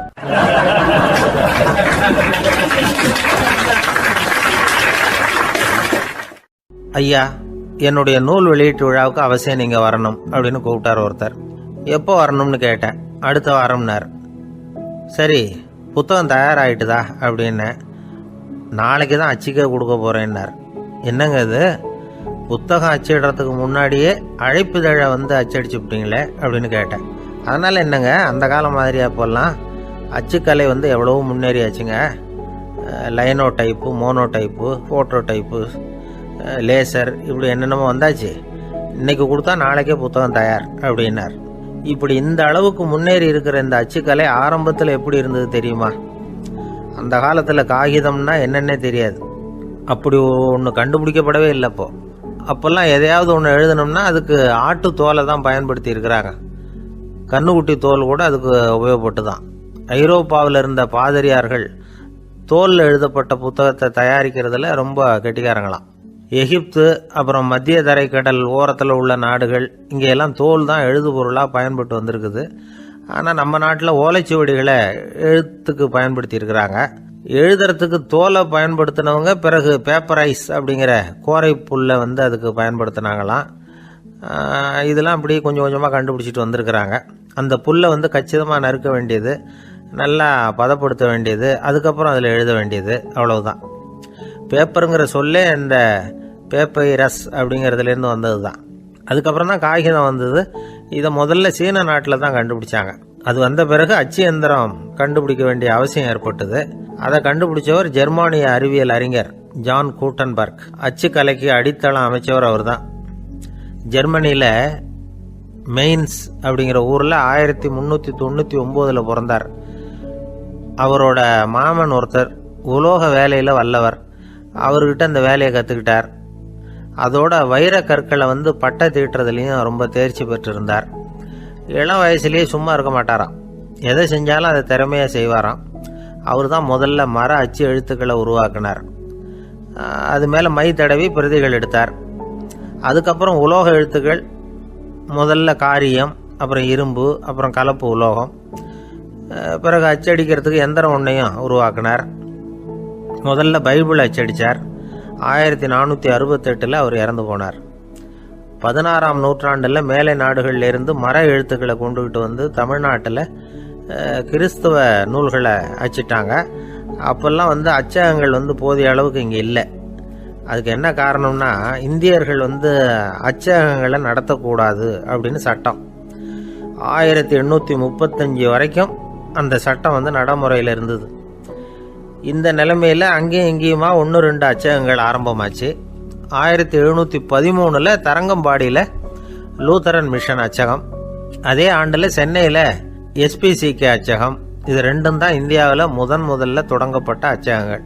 ஆட்டுத்தோல்லையும் ஓலைச்சுவடியிலையும் எழுதப்பட்ட எழுத்துக்கள் இன்னைக்கு எங்கேயோ போயிட்டுது. ஆனால் நம்ம ஊரில் எழுத்தாளர்கள் நிலைமை தான் ஒன்றும் சொல்லிக்கிறது மாதிரி இல்லை. நம்ம ஆள் ஒருத்தர் சொன்னார், சார் நான் சொந்தத்தில் ஒரு அச்சாபீஸ் வச்சுருந்தேன், இப்போவும் வச்சுருக்கிறேன். அதனால் என்னுடைய படைப்புகளை புத்தகமாக வெளியிடுறதுல எனக்கு ஒன்றும் கஷ்டம் இல்லை. வருஷத்துக்கு ஒரு புத்தகம் எழுதி வெளியிட்டுருவேன். 15 வருஷமாக இலக்கிய உலகத்துக்கு இப்படி சேவை செஞ்சுக்கிட்டு வர்றேன். ஆனால் இந்த வருஷம்தான் வாசகர்கள் எனக்கு பாராட்டு விழா நடத்தி இருக்கிறாங்க அப்படின்னார். இந்த வருஷம் அப்படி என்ன விசேஷம் அப்படின்னு கேட்டோம். இந்த வருஷம்தான் நான் எந்த புத்தகம் எழுதி வெளியிடாமல் இருந்தேன், அதுக்காகத்தான் எனக்கு இந்த பாராட்டு விழா அப்படின்னார்.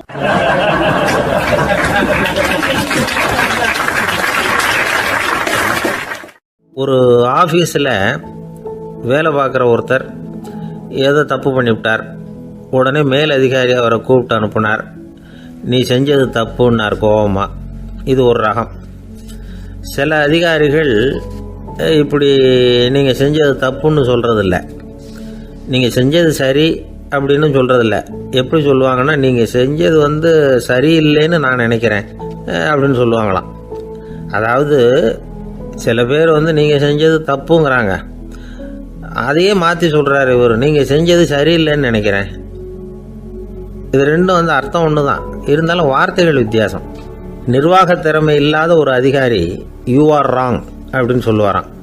நிர்வாக திறமை உள்ள அதிகாரியாக இருந்தால் அதையே கொஞ்சம் மாற்றி I think you are not correct அப்படிம்பாராம்.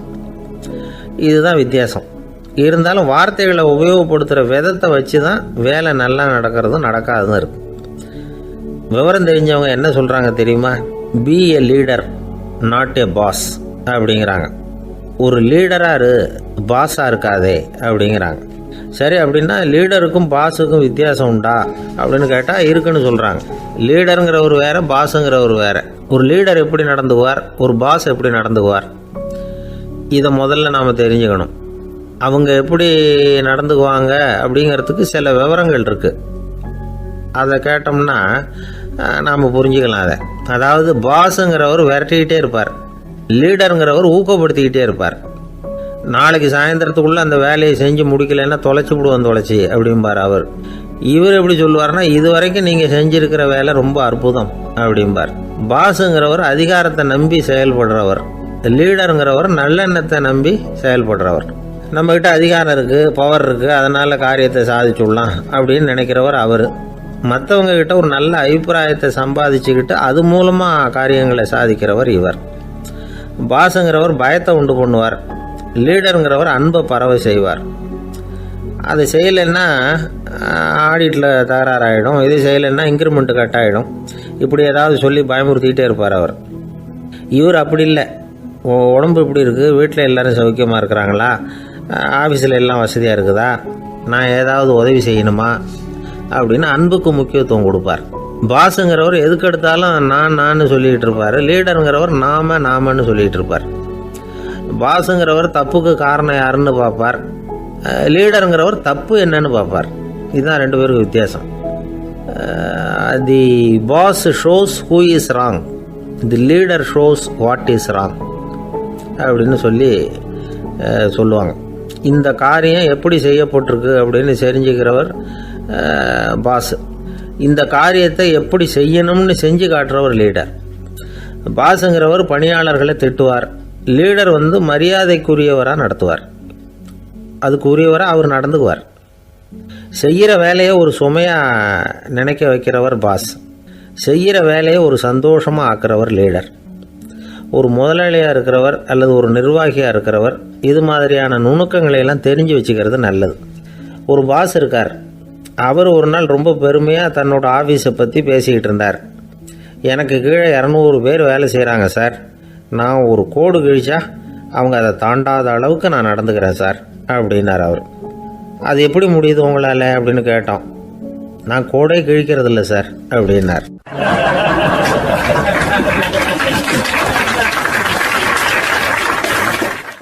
ஊருக்கு வெளியில் அமைதியான ஒரு இடம், அங்கே ஒரு ஆசிரமம், அங்கே ஒரு சாமியார். அவர் தினமும் நல்ல போதனைகள்லாம் செய்வார். பல பேர் போய் அங்கேயே சில நாள் தங்கி இருந்து அவர் சொல்கிற அறிவுரைகளை எல்லாம் கேட்டுக்கிட்டு வர்றது வழக்கம். ஒரு தடவை அவரை பார்த்துட்டு போகிறதுக்காக 3 வெளியூர் தம்பதிகள் வந்தாங்களாம். அந்த மடத்திலேயே சாப்பிட்டுக்கிட்டு தங்கியிருந்து அவங்களுடைய போதனைகளை கேட்டுக்கிட்டு போகணுங்கிறது அவங்க நோக்கம். காலையில் குளிச்சுட்டு பூஜையில் உட்காந்தார் அந்த சுவாமி. இவங்களும் குளிச்சுட்டு அந்த பூஜையை பார்க்கறதுக்காக அவர் முன்னாடி வந்து உட்காந்தாங்க. பூஜை ஆரம்பமாச்சு. சம்பிரதாயப்படி அது ரொம்ப நேரம் நடந்துக்கிட்டே இருக்குது. இவங்களுக்கு நல்ல பசி இருந்தாலும் இந்த நேரத்தில் அதை எப்படி வெளியில் காட்டிக்கிறது? பேசாமல் இருந்தாங்க. அந்த சுவாமி பூஜையை முடித்தார். அதுக்கப்புறம் பேச ஆரம்பித்தார். பேச்சு அருமையாக தான் இருந்தது, அமிர்தமாக தான் இருந்தது. இருந்தாலும் இவங்களுக்கு இருக்கிற வயிற்று பசி அது சரியாக கவனிக்க விடலை. அந்த சுவாமியே இதை கவனிச்சதா தெரியல. இவங்களுக்கு மனசுக்குள்ள ஒரு எண்ணம், உள்ளே சாப்பாடு தயாராகிட்டு இருக்கும் போல இருக்கு, இந்த பேச்சு முடிஞ்சது நம்மளை உள்ளே அழைச்சிட்டு போய் சாப்பாடு போடுவாங்கன்னு நினைக்கிறோம் அப்படின்னு இவங்களாம் நினச்சிக்கிட்டாங்க. ஆனால் சுவாமி இதை பற்றி எதுவுமே பேசலை, கண்டுக்கலை. ஒரு அம்மாவால் அதுக்கு மேலே சும்மா இருக்க முடியுமா? முடியல. சாப்பாட்டை கவனிக்கலாமா அப்படின்னு சொல்லி மெதுவாக ஆரம்பித்தாங்க. கவனிக்கலாமே அப்படின்னு உள்ளே அழைச்சிட்டு போனார் சுவாமி. இவங்க ரொம்ப அவசரமாக எழுந்திருச்சு உள்ளே ஓடினாங்க. அங்கே ஒரு மேஜை மேலே ஒரு கிண்ணம் மூடி இருந்தது. இதுதான் சாப்பாட்டு மேஜை போல இருக்கு, இங்கே சாப்பாடு வந்துடும் அப்படின்னு நினச்சாங்க. உடனே போய் சுற்றி உட்காந்துக்கிட்டாங்க. சுவாமி அந்த கிண்ணத்தை எடுத்து அந்த அம்மா கிட்ட கொடுத்தார். அவங்க அதை வாங்கி மூடியை திறந்து பார்க்குறாங்க. உள்ளே ஒரு சாவி இருக்குது. சரிதான், இது சமையலறை சாவி போல இருக்கு, அங்கே போய் அதை திறந்து சாப்பாட்டை நாமே எடுத்துக்கிட்டு வந்து இங்கே வச்சுக்கிட்டு சாப்பிடணும் போல இருக்கு அப்படின்னு நினச்சாங்க. சாவி இருக்கு இல்லையா, வாங்க பூட்டின அறையை காட்டுறேன் அப்படின்னு சுவாமி அவங்கள அழைச்சிட்டு போனார், காட்டினார். இவங்க அந்த அறையை ரொம்ப அவளோடு திறந்தாங்க. உள்ளே பார்த்தா அங்கே அரிசி, பருப்பு, விதவிதமான காய்கறி எல்லாம் இருக்குது. சமையலுக்கு வேண்டிய மிளகாய், எண்ணெய், பால், தயிர், நெய் இப்படி எல்லாமே இருக்குது. அடுப்பு, விறகு, நெருப்பு போட்டி அது கூட அங்கே இருக்குது. சாப்பாடு தயாராக இருக்கும்னு நினச்சிக்கிட்டு போனால் இப்படி இருக்குதே அப்படின்னு சொல்லி அதை பார்த்ததும் ரொம்ப சோர்ந்து போட்டாங்க அவங்க. சுவாமி, என்ன இது சாப்பாடு இல்லையா அப்படின்னாங்க. அதுதான் சாப்பாட்டுக்கு வேண்டிய எல்லாம் இங்கே இருக்குதே, அடுப்பு மூட்டி நீங்கள் தான் அவங்கவுங்க ருசிக்கு தகுந்த மாதிரி சமைச்சிக்கணும், இந்த சன்னியாசிக்கு எப்படி சமைக்க தெரியும் அப்படின்னு கேட்டார் சுவாமி. சாப்பாடு தயாராக இருக்கும்னு நாங்கள் எதிர்பார்த்தோம் அப்படின்னாங்க. நீங்கள் இப்படி சொல்லுவீங்கன்னு நானும் எதிர்பார்த்தேன். இது வரைக்கும் நான் எவ்வளவோ தத்துவம்லாம் எடுத்து சொன்னேன். எல்லாத்தையும் விட இதுதான் அனுபவபூர்வமான தத்துவம். ஆண்டவன் நமக்கு நல்ல மனசை கொடுத்துருக்குறான், நல்ல வாய்ப்புகளையும் தந்திருக்கிறான், அதையெல்லாம் பயன்படுத்திக்கக்கூடிய மூளையையும் சிந்தனையையும் கொடுத்துருக்குறான். அதனால் அடுப்பை தான் நீங்கள் மூட்டணும், அடுப்பு நீங்கள் தான் மூட்டணும், உங்களுக்கு உகந்ததை நீங்கள் தான் சமைச்சு ருசித்து அனுபவிக்கணும். ஆண்டவனே அதை செஞ்சிகிட்டு இருக்க மாட்டான் அப்படின்னாராம் அந்த சுவாமி. நம்முடைய வாழ்க்கையில் பல நல்ல பலன்களை பெறறதுக்கு நாம் தான் முயற்சி பண்ணணும். அதுக்குரிய சூழ்நிலையை தான் ஆண்டவன் கொடுப்பானே தவிர அதை விளக்கறதுக்காக தான் அந்த சுவாமி அப்படி செஞ்சு காட்டியிருக்கிறார். இது ஒரு பெரியவர் இப்படி ஒரு விளக்கம் கொடுத்தார். அதுக்கப்புறம் அந்த 3 தம்பதிகளும் தெளிவடைஞ்சுட்டாங்களாம். நாம் தெளிவடைகிறது எப்போங்கிறது தான் தெரியல அப்படின்னு பல பேர் இதை கேட்டுட்டு சொல்லிட்டு இருக்கிறாங்க. இந்த கதையை நம்முடைய நண்பர் ஒருத்தர்கிட்ட சொன்னேன். அந்த நண்பர் ரொம்ப சந்தோஷப்பட்டார். நீங்கள் சொல்கிறது கரெக்டு சார், ஆனால் நான் அதை விட ஒரு படி மேலே சார். எனக்கெல்லாம் அரிசி, பருப்பு இருக்கிற ரூம் எதுன்னு கையை காட்டிட்டா போதும், உடனே கிண்ணத்துலேருந்து சாவியை எடுத்து கொடுக்கணுங்கிற அவசியம்லாம் இல்லை எனக்கு. அப்புறம் எப்படி ரூமை திறந்துருவீங்க அப்படின்னு கேட்டேன். பூட்டை உடைச்சி திறந்துருவேன், அதுதான் எனக்கு பழக்கம் அப்படிங்கிறார்.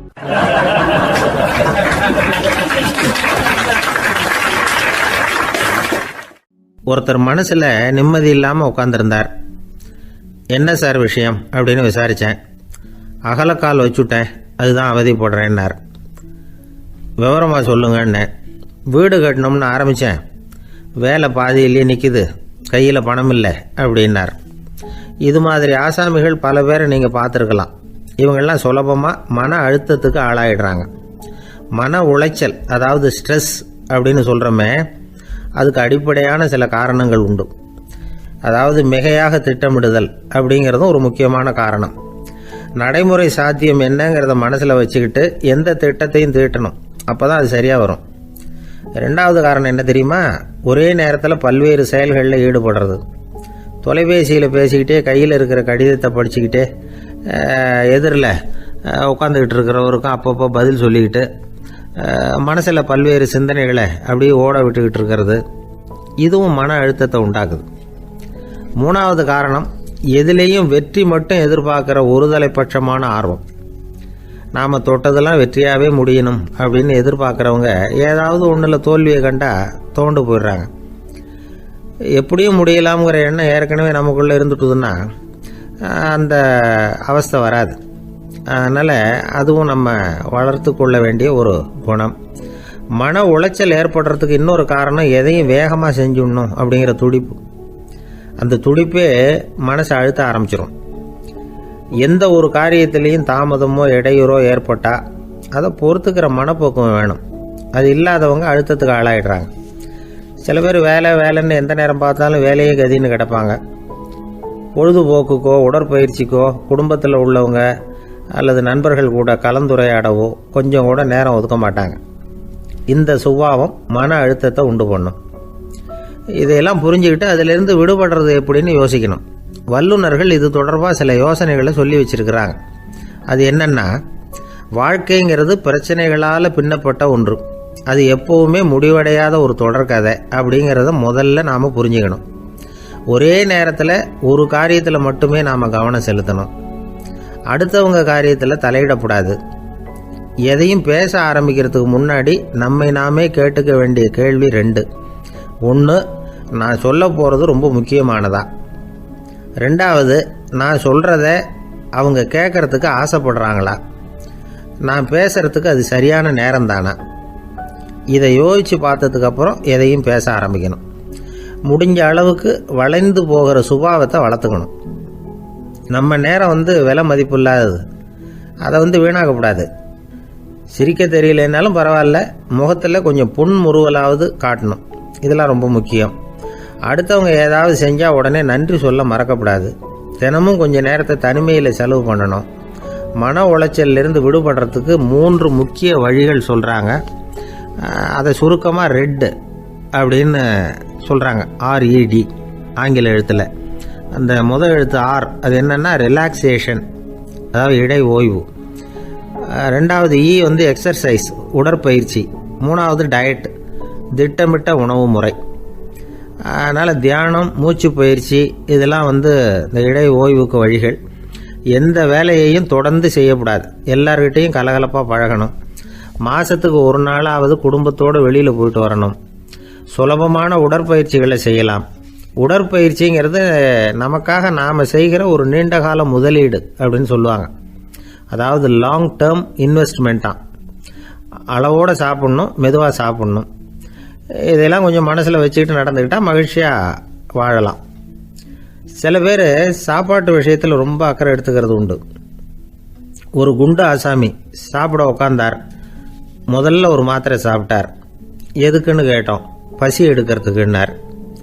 சாப்பிட்டு முடித்தார். பிறகு மறுபடியும் ஒரு மாத்திரை சாப்பிட்டார். இது எதுக்குன்னு கேட்டோம். சாப்பிட்டது ஜீரணமாகறதுக்கு அப்படின்னார்.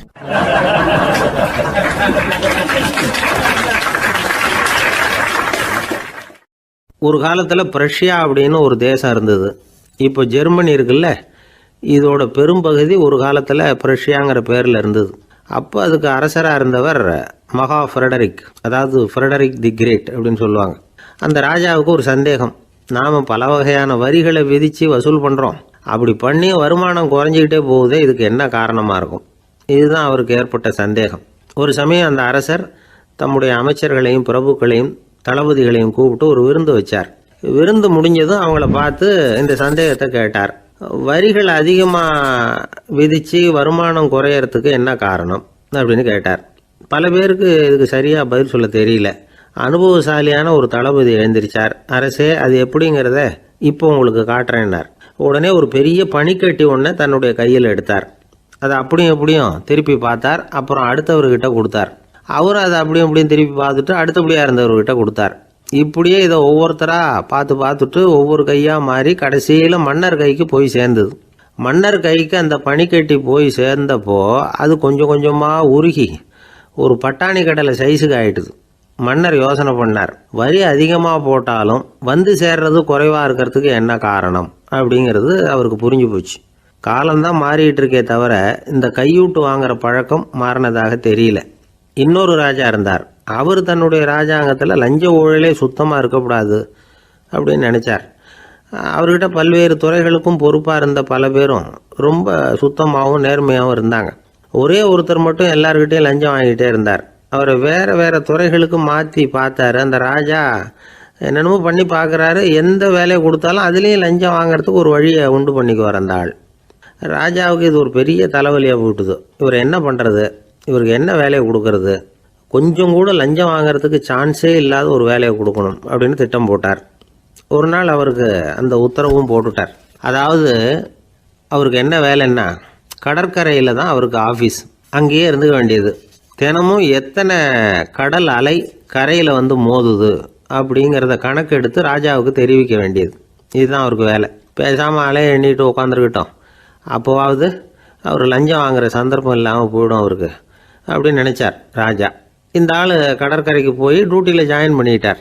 ஒரே மாதத்தில் அங்கே சொந்தமாக ஒரு பிரம்மாண்டமான மாளிகை கட்டிவிட்டார். ராஜாவுக்கு இது பெரிய ஆச்சரியமாக போச்சு.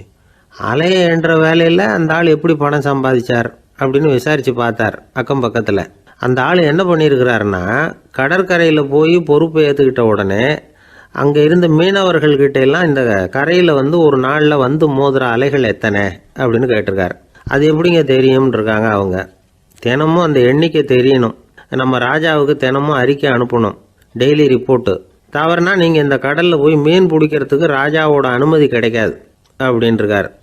உடனே மீனவர்களும் பயந்து போட்டாங்க. கடலுக்கு போகிறதுக்கு அனுமதி இல்லைன்னா பட்டினி கிடக்கிறது மாதிரி ஆகிடுமே.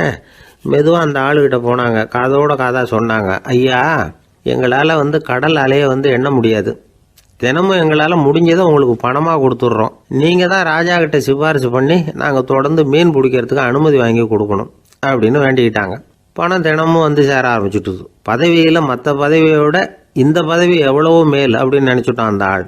அது மட்டும் இல்லை, தயவு பண்ணி என்னை இந்த இடத்த விட்டு மாற்றி விடாதீங்க சார் அப்படின்னு வேற கேட்க ஆரம்பிச்சிட்டானா.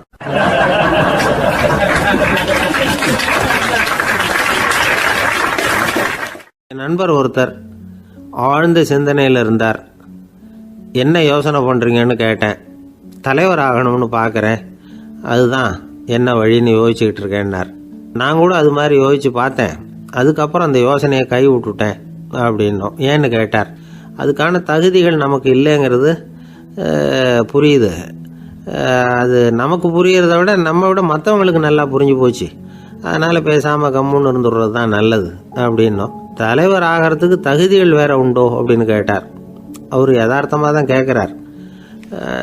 நாங்கள் உடனே எங்ககிட்ட இருந்த ஒரு புத்தகத்தை எடுத்து அவர்கிட்ட கொடுத்தோம், படித்து பாருங்கன்னு. தலைவர் ஆகிறதுக்கு என்ன வழி அப்படிங்கிறத பற்றி அதில் போட்டிருக்கிறாங்க. முதல் வழி என்ன தெரியுமா? ஒரு 4 பேர் முன்னாடி இல்லைன்னா ஒரு கூட்டத்துக்கு முன்னாடி நீங்கள் பேச போகிறீங்க. அப்போ எப்படி ஆரம்பிக்கணும்னா, உண்மையான புகழ்ச்சி, நேர்மையான பாராட்டு, இதோடு ஆரம்பிக்கணும். எடுத்ததுமே அது சரியில்லை இது சரியில்லைன்னு பேசிகிட்டு இருக்கக்கூடாது. மக்களை பார்த்து நீங்கள் தான் தப்பு பண்ணிவிட்டீங்க அப்படின்னு நேரடியாக சொல்லக்கூடாது. தவறு இருந்தாலும் அதை வந்து மறைமுகமாக ஏதாவது கதை சொல்லி அதிலிருந்து அவங்க புரிஞ்சுக்கிற மாதிரி செய்யணும். அடுத்தவங்க பண்ண தப்பு என்னன்னு அலசறதுக்கு முன்னாடி நீங்கள் பண்ணின தப்பு என்னங்கிறத பற்றியே பேசுங்க. எதுக்கும் நேரடியாக உத்தரவு போட்டுக்கிட்டு இருக்கக்கூடாது. இதை நீங்கள் செய்யணும் அப்படின்னு சொல்கிறதுக்கு பதிலாக நீங்கள் இப்படி செஞ்சால் எப்படி இருக்கும் அப்படின்னு கேள்வி மாதிரி கேட்கணுமா. இப்படி கேட்டால் அது உத்தரவு மாதிரி தெரியாதான். அடுத்தவங்க மரியாதையை காப்பாற்றுறது மாதிரி பேசணுமா. உங்கள் பேச்சு இன்னொருத்தரை வந்து அவமானப்படுத்துறது மாதிரி இருக்கக்கூடாதான். ஏண்டா இவங்கிட்ட போய் மாட்டிக்கிட்டோம்னு யாரும் நினச்சிடக்கூடாது. ஒவ்வொரு சின்ன வளர்ச்சியையும் பாராட்டணும். வெற்றி வந்து சாதாரணமாக இருந்தாலும் பாராட்டாமல் இருந்துடக்கூடாது. பாராட்டும் பொழுது தாராளமாக இருக்கணும், குறை சொல்லும் பொழுது கவனமாக இருக்கணும். வாய்க்கு வந்தபடி பேசிவிட்டா அதுக்கப்புறம் வகையாக மாட்டிக்கிட்டு முழிக்க வேண்டியிருக்கும். நீங்கள் பேசுகிறது இன்னொருத்தருக்கு ஒரு கௌரவத்தையும் மரியாதையும் உண்டு பண்ணுறது மாதிரி இருக்கணும். நீங்கள் பேசுகிறது அடுத்தவங்களுக்கு இருக்கிற கொஞ்ச நெஞ்ச மரியாதையும் எடுத்து விடுறது மாதிரி இருக்கக்கூடாது.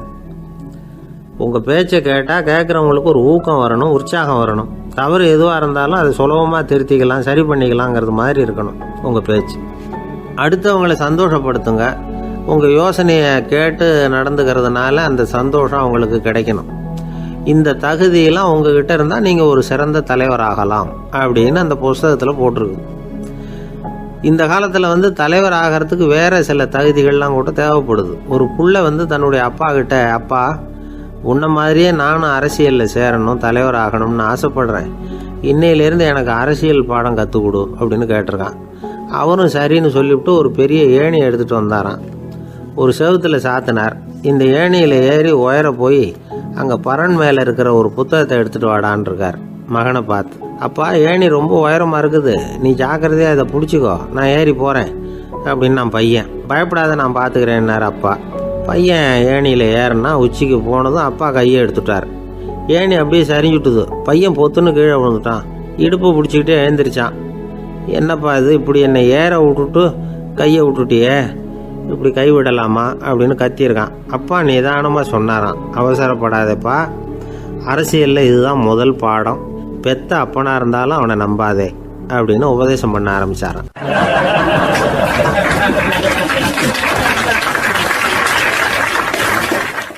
கிபி 1078 வருஷம் மார்ச் மாதம் 19ஆம் தேதி திங்கட்கிழமை அதிகாலை நேரம் ஒரு குழந்தை பிறந்தது. எங்க தெரியுமா? காஸ்பியன் கடலுக்கு தெற்கே பாரசீக மொழி வழங்கிய தபரிஸ்தான் மாநிலத்துல ஜீலான்கிற புனித நகர், அதோட புறநகர் பகுதியில் உள்ள நீப்புங்கிற ஊர்ல தான் அந்த குழந்தை பிறந்தது. அந்த இடம் இப்போ ரஷ்யாவில் இருக்கு. அந்த குழந்தை யாருன்னு நினைக்கிறீங்க? அதுதான் முஹித்தீன் பெருமான், ஆன்மீக சாதனைகள் புரிந்த மகான் முஹித்தீன் ஆண்டகை. தன்னுடைய 18வது வயசுல உயர்கல்விக்காக ஜீலான் நகரத்தை விட்டு பகுதாத் நகரத்துக்கு புறப்பட்டு போறார். இளம் பிராயம் தானே, அதனால துணைக்கு ஒரு வர்த்தக கூட்டத்தோட சேர்ந்து போயிட்டு இருக்கிறார். ரொம்ப தூரம் போகணும். ஒவ்வொரு இடமா தங்கி தங்கி போயிட்டு இருக்கிறாங்க. ஒரு இடத்துல ஒரு கொள்ளை கூட்டம் பயங்கரமான ஆயுதங்களோட அவங்கள வழிமறிச்சுட்டுது. அந்த வர்த்தக கூட்டம் வச்சிருந்த பொருள்களை எல்லாம் அவங்க பறிச்சு விடுறாங்க. இவங்களும் பயந்துகிட்டு இருந்தது எல்லாத்தையும் அவங்க கிட்ட கொடுத்துடுறாங்க. முஹித்தீன் ஆண்டகை மட்டும் இதையெல்லாம் பார்த்துக்கிட்டு தனியா ஒதுங்கி நிற்கிறார். ஒரு 18 வயசு பையன் மட்டும் இப்படி தனியா அநாத சிறுவன் மாதிரி நின்றுட்டு இருக்கிறத அந்த கொள்ளை கூட்டத்தில் இருந்த ஒருத்தன் பார்க்கறான். கிட்ட நெருங்கி வர்றான். அலட்சியமாகவும் கிண்டலாகவும் உங்ககிட்ட ஏதாவது இருக்குதா அப்படின்னு கேட்கறான். இவங்கிட்ட என்ன இருக்க போகுது அப்படிங்கிற நம்பிக்கையில அவன் அப்படி கேட்கறான். உடனே இவரு, ஓ இருக்குதே, என்கிட்ட 40 தீனார் இருக்கு அப்படிங்கிறார். இப்படி சொல்லியும் அந்த கொள்ளைக்காரனுக்கு நம்பிக்கை வரல. என்னிடம் விளையாடாத, பொய் சொல்லாத, உண்மையை சொல்லு அப்படிங்கிறான் அவன். உண்மையைத்தான் சொல்றேன், என்கிட்ட 40 தீனார் இருக்கு அப்படிங்கிறார் இவர். எங்க வச்சிருக்கிற அப்படின்னு கேக்குறான். சட்டையின் விழாப்புறத்துல உள்ள பகுதியில அதை வச்சு தச்சிருக்கிறாங்க அப்படின்னு உண்மையை சொல்றார். உடனே கொள்ளை கூட்ட தலைவன் அதை கத்தியால கீறிப்பார் அப்படின்னு உத்தரவு போடுறான். அந்த சட்டையை கிழிக்கிறாங்க. உள்ள இருந்து 40 பொற்காசுகளும் பொல பொலன்னு கீழே கொட்டுச்சு. அதை பார்த்த உடனே அந்த கொள்ளை கூட்ட தலைவன் மலைச்சு போய் நின்னுட்டான். காசை பார்த்துட்டு அவன் மலைச்சு போகல, பொய் பேசாத அந்த பையனோட நேர்மையை பார்த்துட்டு அவன் அப்படி நின்னான். மெதுவா அந்த பையன் கிட்ட வந்தான். ஏன்பா, நீ என்ன பணக்கார குடும்பமா அப்படின்னு கேட்டான். அப்படிலாம் இல்ல, எனக்கு அப்பா இல்ல, அம்மா மட்டும்தான் உண்டு. எங்க அப்பா எனக்குன்னு விட்டு போன சொத்தே இந்த 40 தீனார் தான் அப்படின்னாரு இவர். அப்படி இருந்துமா உண்மை பேசணும்னு ஆசைப்பட்டேன். என்கிட்ட ஒண்ணும் இல்லைன்னு ஒரு வார்த்தை சொன்ன உன்னை விட்டுருப்போமே அப்படின்னா அவன். அப்படி இல்லைங்க, நான் இறைவன் திருநாமத்தை அறியக்கூடிய கல்வி ஞானத்துக்காக இப்ப போயிட்டு இருக்கிறேன். இறைவன் திருநாமத்தை உச்சரிக்க வேண்டிய நாவால பொய் பேசக்கூடாதுன்னு எங்க அம்மா சொல்லியிருக்கிறாங்க. அதனால நான் எப்பவுமே பொய் சொல்ல மாட்டேன் அப்படின்னு என்னுடைய தாய்க்கு வாக்கு கொடுத்திருக்கிறேன் அப்படின்னார் அவர். முஹித்தீன் பெருமான் வார்த்தைகளை கேட்ட அந்த கொள்ளையர்கள் மனம் திருந்தி நல்லவங்களா ஆயிடுறாங்க. அந்த கொள்ளையர் தலைவன் பிற்காலத்துல ஒரு பெரிய மகான் ஆயிடுறார். பெரியவர்கள் வாழ்க்கையில நடக்கிற இது மாதிரி சம்பவங்கள் தான் நாம நல்ல விதமா வாழறதுக்கு துணையா இருக்கும். அந்த காலத்துல கொள்ளையர்களே பெரியவங்க செயலை பார்த்து மனம் திருந்தி இருக்கிறாங்க. இந்த காலத்துல யார் இப்படி இருக்கிறா? இந்த காலத்துல மகான் ஒருத்தரை பார்த்தேன், எனக்கு வேண்டியப்பட்ட மகான். ஏங்க, நீங்களும் மகான் ஆகிறதுக்கு முன்னாடி கொள்ளை அடிச்சுட்டு இருந்தீங்களா அப்படின்னு கேட்டேன். அவர் மெதுவா கண்ணை திறந்து என்ன நிமிர்ந்து பார்த்தார். அப்படி இல்லப்பா, நான் கொள்ளை அடிக்கிறதுக்காகத்தான் மகானாவே ஆகி இருக்கிறேன் அப்படின்னு சொல்லிவிட்டு மறுபடியும் கண்ணை மூடிட்டார்.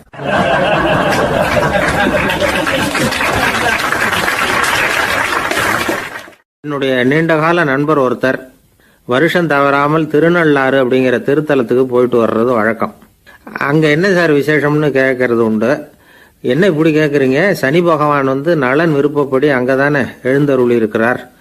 அவரை போய் பார்த்து ஒரு கும்பிடு போட்டுட்டு வந்தா நம்ம பிடிச்சிருக்கிற சனியெல்லாம் விலகும் அப்படிம்பார். சத்தம் போட்டு சொல்லாதீங்க சார், வீட்டில் வேற யார் காதிலையாவது இது விழுந்துற போது அப்படின்னு சொல்றது உண்டு வர்றவங்க. இப்போ நான் சொல்றதுல உள்ள நியாயத்தை புரிஞ்சுக்கிட்டு அவரும் கொஞ்சம் எச்சரிக்கை உணர்வோட நமக்கு நன்றி சொல்லுவார்னு வச்சுங்களேன். அதாவது பார்வை மூலமாவே. அந்த நண்பருக்கு ஆன்மீக விஷயங்கள்ல அதிக ஈடுபாடு உண்டு. அப்பப்போ சில புராண கதைகளை எல்லாம் சொல்றது உண்டு. ரொம்ப சுவாரஸ்யமா இருக்கும். எப்பவுமே புராண விஷயங்களை எல்லாம் அறிவியலுங்கிற தராசில் வச்சு எடை போட்டுட்டு இருக்கக்கூடாது. அப்படி பார்த்தா அதெல்லாம் நம்ப முடியாத வெறும் கற்பனைகளாக தோணும், மூட நம்பிக்கைகளாகவும் தெரியும். புராணங்களை புராணங்களாகவே புரிஞ்சுக்கிறவங்களுக்கு அதெல்லாம் அர்த்தமுள்ள செய்திகளை உள்ளடக்கி இருக்கிறதாக தெரியும். அந்த வகையில் தான் இந்த நண்பரும் நிறைய செய்திகளை சொல்கிறது உண்டு. சனியை போல கொடுக்குறவனும் இல்லை, சனியை போல கெடுக்கிறவனும் இல்லை அப்படின்னு சோதிடர்கள் சொல்லுவாங்க. நாம் ஏதாவது ஒரு வம்புல மாட்டிக்கிட்டா பிடிச்சது சனி அப்படிங்கிறோம். ராவணன் எப்பேற்பட்ட வீரன், அவனே சனி பார்வைப்பட்டது தானே சங்கடப்பட ஆரம்பித்தான் அப்படின்னார் நண்பர். அது எப்படிங்கன்னு கேட்டேன். அவர் சொல்ல ஆரம்பித்தார், இந்த ராவணன் இருக்கானே நவ கிரகங்களையும் பிடிச்சி கொண்டுட்டு தன்னுடைய சிம்மாசனத்தில் அப்படியே படிகளாக போட்டு வச்சுட்டானா, ஒவ்வொரு படியாக. பாவம் அந்த 9 தேவதைகளும் ஒவ்வொரு படியாக குப்புற கிடக்குறாங்க. நவக்கிரகம் நம்மளை ஆட்டி படைக்குதுன்னு நாம் சொல்லிட்டு இருக்கிறோம். ஆனால் அந்த நவக்கிரகங்களை ராவணன் எப்படி வச்சுருந்தான் பாருங்க.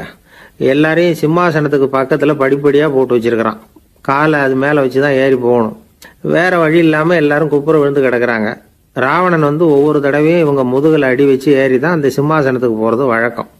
இப்படி நடந்துகிட்டு இருக்கிறது நாரதர் கண்ணில் பட்டுட்டு தான். அவர் சும்மா இருப்பாரா? யோசனை பண்ணார் என்ன செய்யலாம் அப்படின்னு. ஒரு முடிவு பண்ணிட்டு நேராக ராவணன் கிட்ட போனாராம். ராவணா, நீ நவக்கிரகங்களை பிடிச்சி கொண்டாந்து உன்னுடைய சிம்மாசனத்துக்கு படிகளாக போட்டு வச்சிருக்கிற, அது உன்னுடைய வீரத்தை காட்டுது. இருந்தாலும் ஒரு விஷயத்த நீ யோசிச்சு பார்க்கணும். ஒவ்வொரு தடவை நீ சிம்மாசனத்துக்கு போகும்பொழுதும் நவக்கிரகங்களின் முதுகல் அடி வச்சு நீ ஏறி போற, அது உனக்கு பெருமை கிடையாது. அவங்களுடைய மார்புல அடி வச்சு ஏறி போகணும், அதுதான் உனக்கு பெருமை அப்படின்னாராம். இவர் சொல்றதும் சரிதானே அப்படின்னு யோசிச்சிருக்கான் ராவணன். உடனே குப்புற கிடந்த நவக்கிரகங்களை திருப்பி மல்லாக்க போட்டான். அவங்க மார்புல அடி வச்சு மேலே ஏறி சிம்மாசனத்துக்கு போனானா. அப்படி போயிட்டு இருக்கும் பொழுது சனி பகவானின் பார்வை அவன் மேலே பட்டுதான். அவ்வளவுதான். என்னாச்சு தெரியுமா? சூர்பனகை தேடி வந்தா. சீதையோட அழகை பற்றி தன்னுடைய அண்ணங்கிட்ட சொல்ல ஆரம்பிச்சுட்டா. விவகாரம் ஆரம்பமாயிட்டது. அதுதான் சனியினுடைய வேலை அப்படின்னு சொல்லி இந்த கதையை சொல்லி முடிச்சார் என்னுடைய நண்பர். ஆக சனியின் பார்வை நம்ம பேல படாமல் பார்த்துக்கிறது தான் நல்லதுங்கிறீங்க அப்படின்னு. ஆமாம் சார், இப்போ கூட நான் உங்கள் வீட்டுக்கு வந்திருக்கிறதே ஒருத்தருடைய பார்வை என் மேலே படக்கூடாதுங்கிறதுக்காகத்தான் அப்படின்னார். யாருங்க அதுன்னு என்னுடைய மாமனார் சார். அவசரத்துக்கு அவர்கிட்ட கொஞ்சம் கடன் வாங்கிவிட்டேன். நம்ம மாப்பிள்ளை தானேன்னு சொல்லி அவர் விட்டு கொடுக்கறதுக்கு தயாராக இல்லை. இன்னைக்கு இப்போ அவர் எங்கள் வீட்டுக்கு வரக்கூடிய நேரம், அதுதான் அவர் பார்வையிலேருந்து படாமல் தப்பிக்கலாங்கிறதுக்காக இங்கே வந்துட்டேன் அப்படின்னார். பார்வை படணும்னு இருந்தால் பட்டு தான் தீரும் போல இருக்கு அப்படின்னா. என்ன சார் சொல்கிறீங்கன்னார் ஒன்றும் புரியாமல். நீங்கள் இங்கே தான் வருவீங்கன்னு அவருக்கு ஏற்கனவே தெரியும் போல இருக்கு. அதனால் உங்களுக்கு முன்னாடியே உங்கள் மாமனார் இங்கே வந்துட்டார். அதுவும் அந்த பீரோவுக்கு பக்கத்தில் தான் பின்னாடி மறைஞ்சு நின்றுட்டு இருக்கிறார் அப்படின்னு.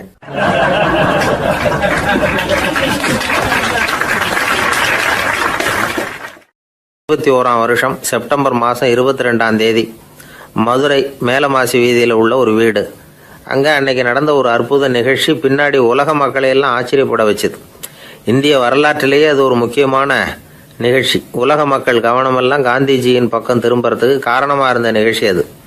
கதர் துணி பிரச்சாரத்துக்காக காந்திஜி மதுரைக்கு வந்திருந்தார். சென்னை துணி வணிகர் சங்கத்தின் துணைத் தலைவர் ஒருத்தர் இருந்தார், ராம்ஜி கல்யாண் சேட்ஜி. அவருடைய வீடு மதுரை மேலமாசி வீதியில் இருந்தது. அந்த வீட்டில் தான் காந்திஜி தங்கியிருந்தார். அப்போது வயலுக்கு போகிற உழவர்கள்லாம் சின்ன சின்ன துண்டை இடுப்பில் கட்டிக்கிட்டு கலப்பையை தூக்கிக்கிட்டு தெருவில் நடந்து போகிறத கவனித்தார். ஏற்கனவே சேலத்துக்கு தெற்க பல பகுதிகளில் ஆண்களும் பெண்களும் அரைகுறை ஆடைகளோடு உழைச்சிக்கிட்டு இருக்கிறத கண்ணால் கண்டிருக்கிறார் அவர். இந்தியரின் சராசரி உடை இவ்வளவு தான் அப்படிங்கிறத புரிஞ்சுக்கிட்டார். மனசை என்னவோ பண்ணியிருக்குது. ராத்திரி பூரா அதை பற்றியே யோசனை. 22/9/21 வியாழக்கிழமை காலையில் காந்திஜி எழுந்திருக்கிறார். அவர் கூட தங்கியிருந்தவங்களையெல்லாம் பார்த்து சொன்னார், இன்னையிலிருந்து அறையில் முழு அகலத்துண்டு தான் கட்டுவேன். குளிர் அதிகமாக உள்ள காலங்களில் மட்டும் போர்வை ஒன்றா உபயோகப்படுத்துவேன். மற்றபடி மேலங்கியோ குல்லாவோ எதுவும் போட்டுக்க மாட்டேன். தற்காலிகமாக இந்த ஏற்பாட்டை 1 மாதத்துக்கு ஏற்றுக்குவேன். அதுக்கு பிறகு உசிதம் போல் எண்ணி பார்த்து முடிவு பண்ணுவேன் அப்படின்னார். அவருடைய குரல் உறுதியாக இருந்துதான். உடனே செயலில் இறங்கினார். தம்முடைய 10 முழ வேட்டி, மேலங்கி, உள் சட்டை, குல்லா எல்லாத்தையும் களைஞ்சார். வேட்டியிலிருந்து ஒரு 4 முழ துணியை எடுத்துக்கிட்டார்.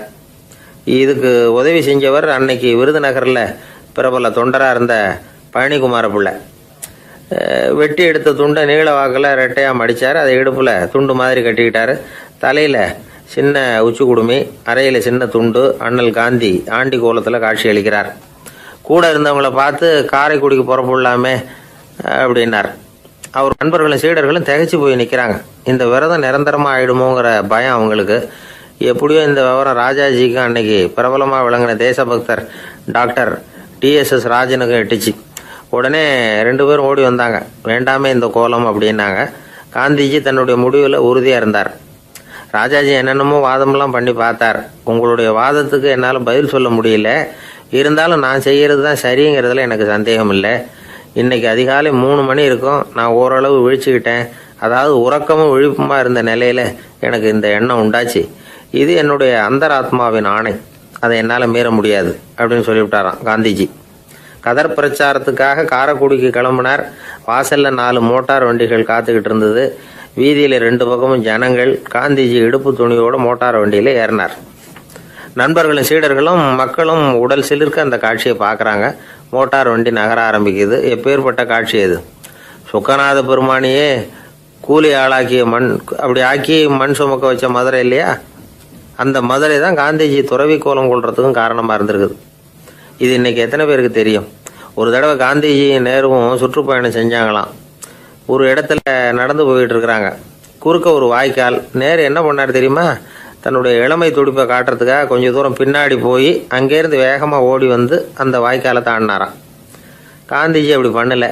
பக்கத்தில் இருந்த பாலம் வழியாக அந்த வாய்க்காலை கடந்து வந்தார். நேரு காந்திஜியை பார்த்து சிரிச்சுக்கிட்டே, என்ன மாதிரி நீங்களும் தாண்டி இருக்கலாமே அப்படின்னாராம். அதுக்கு காந்திஜி சிரிச்சுக்கிட்டே சொன்னாராம், 2 அடி முன்னேறதுக்காக 5 அடி பின்னாடி போகிறதா அப்படின்னாராம்.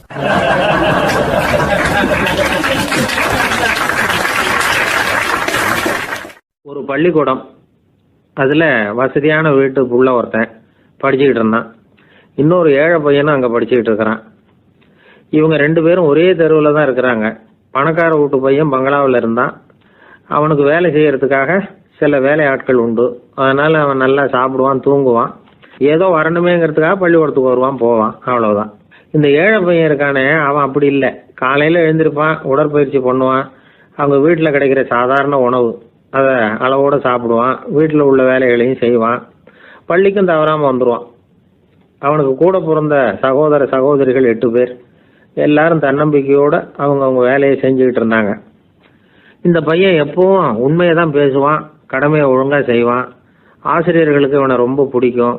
அதனால் இவனை அந்த பள்ளிக்கூடத்து மாணவர் தலைவனாக ஆக்கியிருந்தாங்க. இது அந்த பெரிய இடத்து பையனுக்கு பிடிக்கல. மாணவர் தலைவனுக்கு பணிஞ்சு போகிறதுக்கும் அவனுக்கு விருப்பம் இல்லை. ஒரு நாள் வகுப்பில் ஆசிரியர் எல்லா மாணவர்களுக்கும் ஒரு வேலை கொடுத்தார். எல்லாரும் அதை சுறுசுறுப்பாக செஞ்சுக்கிட்டு இருக்கிறாங்க. இவன் மட்டும் சோம்பலாக உட்காந்துருக்கிறான். ஆசிரியர் அந்த பக்கமாக வந்தார். இதை பார்த்துட்டார். உடனே மாணவர் தலைவனாக இருக்கிற அந்த ஏழை பையனை கூப்பிட்டார். இதை பாருப்பா, ஏன் அந்த பையன் இப்படி சும்மா உட்காந்துருக்கிறான், என்னன்னு விசாரிச்சு சொல்லு அப்படின்னு சொல்லிவிட்டு உள்ளே போயிட்டார். இவன் மெதுவாக போய் அவங்ககிட்ட விசாரித்தான், ஏன் இப்படி சோர்ந்து போய் உட்காந்துருக்கிற அப்படின்னு. அவன் ரொம்ப அலட்சியமாக அவனை திரும்பி பார்க்குறான். என்னோட சிரமம் உனக்கு என்ன தெரியும்? வீட்டில் என்னுடைய சௌகரியங்களை கவனிக்கிற வேலையாட்கள் 2 பேரும் இன்னைக்கு வேலைக்கு வரல. அதனால் என்னோட வேலையெல்லாம் நானே கவனிக்கிற மாதிரி ஆயிட்டுது. அதனால் சோர்ந்து போயிட்டேன் அப்படின்னு நான். அப்புறம் கேட்டிருக்கான், அது சரி, உன்னுடைய வீட்டில் உன்னுடைய வேலைக்காரங்க வராத போது நீ எப்படி சமாளிக்கிற அப்படின்னு கிண்டலாக கேட்டிருக்கான். அதாவது இவன் ஏழைங்கிறதையும் இவன் வீட்டில் வேலை செய்யறதுக்கு யாரும் இல்லைங்கிறதையும் இப்படி சொல்லி கிண்டல் பண்ணுறான். இந்த ஏழை பையனுக்கு இது புரிஞ்சுது. மனசு வேதனை போட்டுது. இருந்தாலும் வெளியில் காட்டியாமல் சிரிச்சுக்கிட்டே சொன்னானா, எனக்கு அந்த கவலையே கிடையாது. என்னுடைய உதவிக்கு நான் நினைச்ச உடனே என்னுடைய காரியத்தை செய்யறதுக்கு 8 பேர் எப்பவும் தயாராக இருப்பாங்க அப்படின்னு நான். இவன் இப்படி சொன்னதும் அவனுக்கு ஒரு மாதிரி ஆயிட்டு தான். தலையை குனிஞ்சுக்கிட்டே போயிட்டான். உள்ளே உட்காந்துருந்த ஆசிரியர் காதில் இது விழுந்தது. உடனே இந்த ஏழை பையனை உள்ளே கூப்பிட்டு போனார். கேட்டார், என்னப்பா இப்படி சொல்கிற? இவன் பொய் சொல்ல மாட்டாங்கிறது அவருக்கு தெரியும். அவனை சமாளிக்கிறதுக்காக இப்படி ஒரு பொய்யை சொல்லியிருப்பாங்கிறதையும் அவரால் ஏற்றுக்க முடியல. ஏன்ப்பா, நீ நினைக்கிற காரியத்தை செய்ய 8 பேர் தயாராக இருக்கிறதா சொன்னியே, உன்னுடைய சகோதர சகோதரிகளை குறிப்பிட்டு அப்படி சொன்னியா அப்படின்னு கேட்டார். இல்லைங்க ஐயா, நான் அவங்கள குறிப்பிட்டு அப்படி சொல்லலைன்னா. அப்படின்னா பொய் சொன்னியா? இந்த சின்ன விஷயத்துக்கு அப்படி பொய் சொல்லலாமான்னார். ஐயா, நான் பொய்யும் சொல்லலைன்னா. இவன் அப்படின்னா நீ சொன்னதுக்கு என்ன அர்த்தம்னார். இப்போ அந்த பையன் சொல்கிறான், ஐயா, நான் நினைக்கிறத செய்து முடிக்க என் கூட இருக்கிற அந்த 8 பேர் யாருன்னா 2 கால் 2 கை, வாய், மூக்கு, கண்ணு, காது, ஆக மொத்தம் 8. இவங்க தான் இந்த வேலை ஆட்கள். நான் சொல்றதை செய்யறதுக்கு, நான் சொல்றதை கேட்கறதுக்கும் செய்யறதுக்கும் அவங்க எப்பவும் தயாரா இருக்காங்க. அந்த அளவுக்கு என்னுடைய பயிற்சிகள், பழக்க வழக்கங்கள் மூலமா அவங்கள நல்ல நிலைமையில வச்சிருக்கிறேன் அப்படின்னா. இந்த கதையை சுவாமி சின்மயானந்தர் சொல்றது வழக்கம். இயற்கை நமக்கு கொடுத்திருக்கிற வேலையாட்கள் இந்த 8. இவங்களை நல்ல முறையில வச்சிருந்து வேலை வாங்க வேண்டியது நம்முடைய கடமை. அந்த கடமையை ஒழுங்கா செஞ்சுக்கிட்டு வந்தா வாழ்க்கையில வெற்றி நிச்சயம், இல்லைன்னா குழப்பம்தான். புத்தி சரியா இல்லைன்னா இந்த வேலையாட்கள் நாம சொல்றதை கேட்க மாட்டாங்க. ஒருத்தன் குடி போதையில தள்ளாடி தள்ளாடி போய் ஒரு மரத்துல முட்டிக்கிட்டானான். தலையில கட்டு போட்டுக்கிட்டு மறுநாள் வந்திருக்கான். ஏன்டா இப்படி பண்றேன்னு கேட்டிருக்காங்க. நான் ஒதுங்கி போன்னு தான் சொன்னேன், அது கேட்கல அப்படின்றான். எது கேட்கல? உன்னோட காலா அப்படின்னு கேட்டிருக்காங்க. இல்லைங்க, அந்த மரம் அப்படின்னு நானா.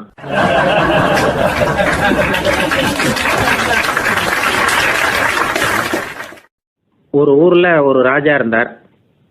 அந்த ராஜாவுக்கு ஒரு புள்ள. அந்த புள்ளைக்கு விவரமே தெரியாது. அவன் ஒரு முட்டாளுங்கிறது எல்லாருக்கும் தெரியும். ஆனாலும் அவன் தான் அடுத்தபடியா ஆட்சிக்கு வர வேண்டியவன். ஆட்சி பொறுப்பை ஏற்க வேண்டிய ஒருத்தன் இப்படி இருந்தா என்ன பண்றது அப்படிங்கிறது எல்லாருக்கும் உள்ள கவலை.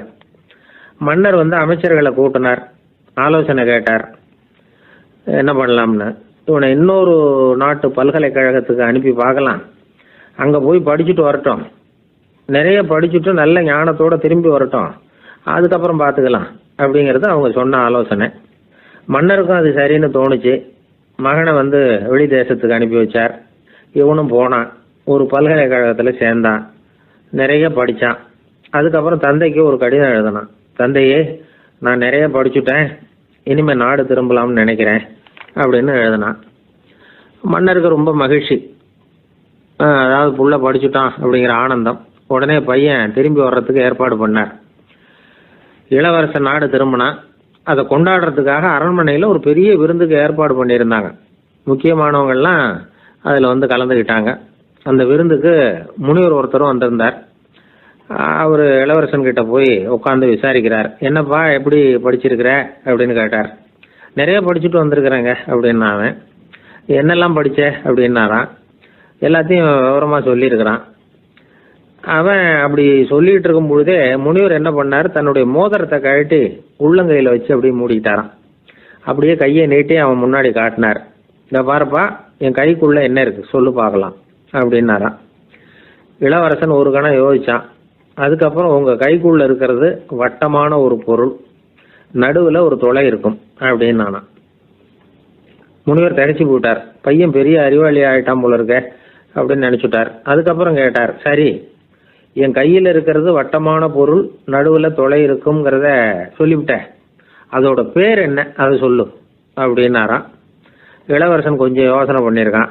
அப்புறம் சொன்னானா, முனிவரே, நான் படிச்ச விஞ்ஞானம் உங்களுக்கு பதில் சொல்றதுக்கு உதவல, இருந்தாலும் பதில் சொல்றேன், அது ஒரு வண்டி சக்கரம் அப்படின்னானா. இப்பதான் முனிவர் யோசிச்சாராம். அவருக்கு புரிஞ்சுதான், அதாவது முட்டாளை படிக்க வைக்கலாம், ஆனால் சிந்திக்க வைக்க முடியாது அப்படிங்கிறத அவர் புரிஞ்சுக்கிட்டாராம். தகவல் அறிவு ஞானமாகாது அப்படிங்கிறார் ஓஷோ. ஏன்னா தகவல்கள் மாறுதலை ஏற்படுத்துறது இல்லை, ஆனால் ஞானம்ங்கிறது மாறுதலால் உண்டாகக்கூடிய ஒன்று. அதுதான் ரெண்டுக்கும் உள்ள வித்தியாசம். மனம் சரியான வழிக்கு வரணும், அதுக்கப்புறம் படிக்கிற கல்வி தான் உண்மையான கல்வி. சரி, மனம் சரியா வர்றதுக்கு என்ன வழி அப்படின்னு கேட்டா, மனிதன் முழு மாறுதலுக்கான வழிமுறை தியானம் தான் அப்படிங்கிறார் அவர். அதனாலதான் நிறைய படிச்சிருக்கேன்னு சொல்றவன் எல்லாம் ஞானம் உள்ளவன் நினைச்சிடக்கூடாது. ஒருத்தர் இன்னொரு பெரிய மனிதரை அழைச்சிட்டு அறிமுகப்படுத்தினாராம். சார் நிறைய படிச்சிருக்கார், 3 MA வாங்கியிருக்கார், ஆனா ஒரு விஷயம், அப்பப்போ கொஞ்சம் திருடுவார், அவ்வளவுதான், மற்றபடி அவர் ஒரு பெரிய அறிவாளி தான் அப்படின்னாராம்.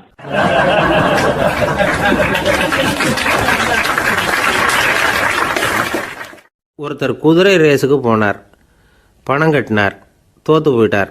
மறுபடியும் போனார், பணம் கட்டினார், தோத்து போனார். அடுத்த தடவையும் பணம் கட்ட போனப்போ அவரை தடுத்து கேட்டோம், ஏன் சார், ஏற்கனவே விட்டது போதாதா, இன்னமும் இருக்கிறத விடணுமா அப்படின்னு கேட்டோம். விட்டதையெல்லாம் மொத்தமாக எடுக்க வேணாமா சார், அதுக்காக தான் தொடர்ந்து பணம் கட்டுறேன்னார் அவர். இவரை திருத்துறது ரொம்ப கஷ்டம். இது ஒரு மனநோய். மனநோய்களில் பல வகை உண்டு. மனநோய்கள் பிரிவு அட்டவணையில் சூதாட்டம்ங்கிறது அவதியுறும் நோய் அப்படிங்கிற தலைப்பில் வருது. சூதாட்டம் வந்து 2 வகைப்படும்னு சொல்கிறாங்க உளவியல் நிபுணர்கள். ஒரு வகை எப்படின்னா, நண்பர்களோடு சேர்ந்துக்கிட்டு மகிழ்ச்சியும் கிளர்ச்சியும் அடையிறதுக்காக ஈடுபடுறது, பிரச்சனைகளை தீர்க்கறதுல ஒரு ஆர்வம், கேளிக்கைக்காக கொஞ்சம் விட்டு பிடிக்கிறது அப்படிங்கிற மனுஷனுடைய அடி மனசில் உள்ள விபரீத பிணைய சுபாவம், இதெல்லாம் அதுக்கு காரணம். இன்னொரு வகை எப்படின்னா, சூதாட்டத்தில் ஈடுபட்டு ஒரு கட்டாய நிலைமைக்கு ஆளாயிடுறது, ஈடுபடு அப்படின்னு மனசு ஒரு வெறித்தன்மையை தூண்டிக்கிட்டே இருக்கும். இப்படிப்பட்டவங்களுக்கு நாம் தோத்துக்கிட்டு இருக்கோங்கிறது தெரியும், நாம் ஜெயிக்கிறதுக்கான சந்தர்ப்பம் இல்லைங்கிறதும் தெரியும். இதனால் நமக்கும் கஷ்டம், நம்ம சுற்றி இருக்கிறவங்களுக்கும் கஷ்டங்கிறதும் புரியும். அப்படி இருந்தும் சூதாடுவாங்க. இதுக்கு காரணம் சூதாடியின் பகற்கனவு அப்படிங்கிறாங்க நிபுணர்கள். இந்த நிலைமைக்கு கட்டாய சூதாட்டம் அல்லது நிர்பந்த சூதாட்டம் அப்படின்னு பேர் வச்சிருக்கிறாங்க. இப்படிப்பட்ட ஆசாமி இருக்கிறது பூரா விட்டுருவான், கடன் வாங்குவான், திருடுவான், இருந்தாலும் என்னைக்காவது ஒரு நாள் ஜெயிச்சிருவேன் அப்படின்னு சொல்லிக்கிட்டே இருப்பான். விட்டதை எடுத்துருவேங்கிற ஒரு நம்பிக்கை சுடர் அவனுக்குள்ளே எரிஞ்சுக்கிட்டே இருக்கும். இவனை வந்து மனநோயாளி அப்படின்னு சொல்லிட முடியாதான். என்ன காரணம்னா, இது மாதிரி ஆளுங்க கிட்ட மன போராட்டமோ கவலையோ பதட்டமோ இருக்கிறது இல்லை. சில விசேஷமான குணங்கள் இவங்க கிட்ட உண்டு.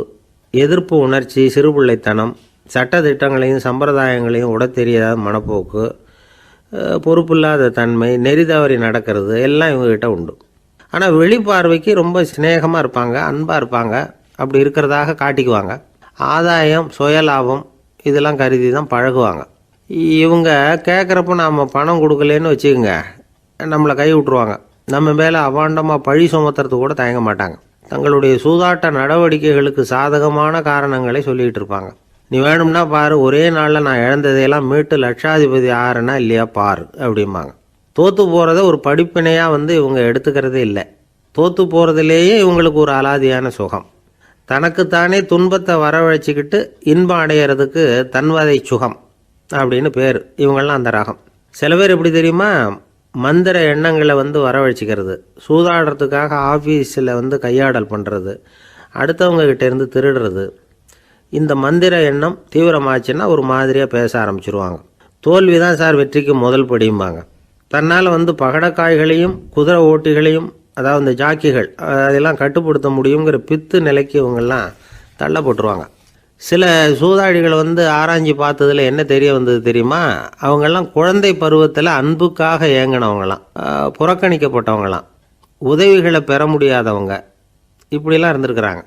இவங்க வளர வளர மற்றவங்க சௌகரியம் பற்றி அக்கறை இல்லாதவங்களாக ஆயிடுறாங்க. அதிர்ஷ்ட தேவதை தன்னோடு இருக்கிறாங்க அப்படிங்கிற அசையாத நம்பிக்கை இவங்களுக்கு. இவங்களை வந்து திருத்துறது ரொம்ப கஷ்டம். அதனால் பந்தயம், சூதாட்டம் இது மாதிரியான விஷயங்களை விட்டு விலகியே இருக்கிறது தான் நமக்கு நல்லது.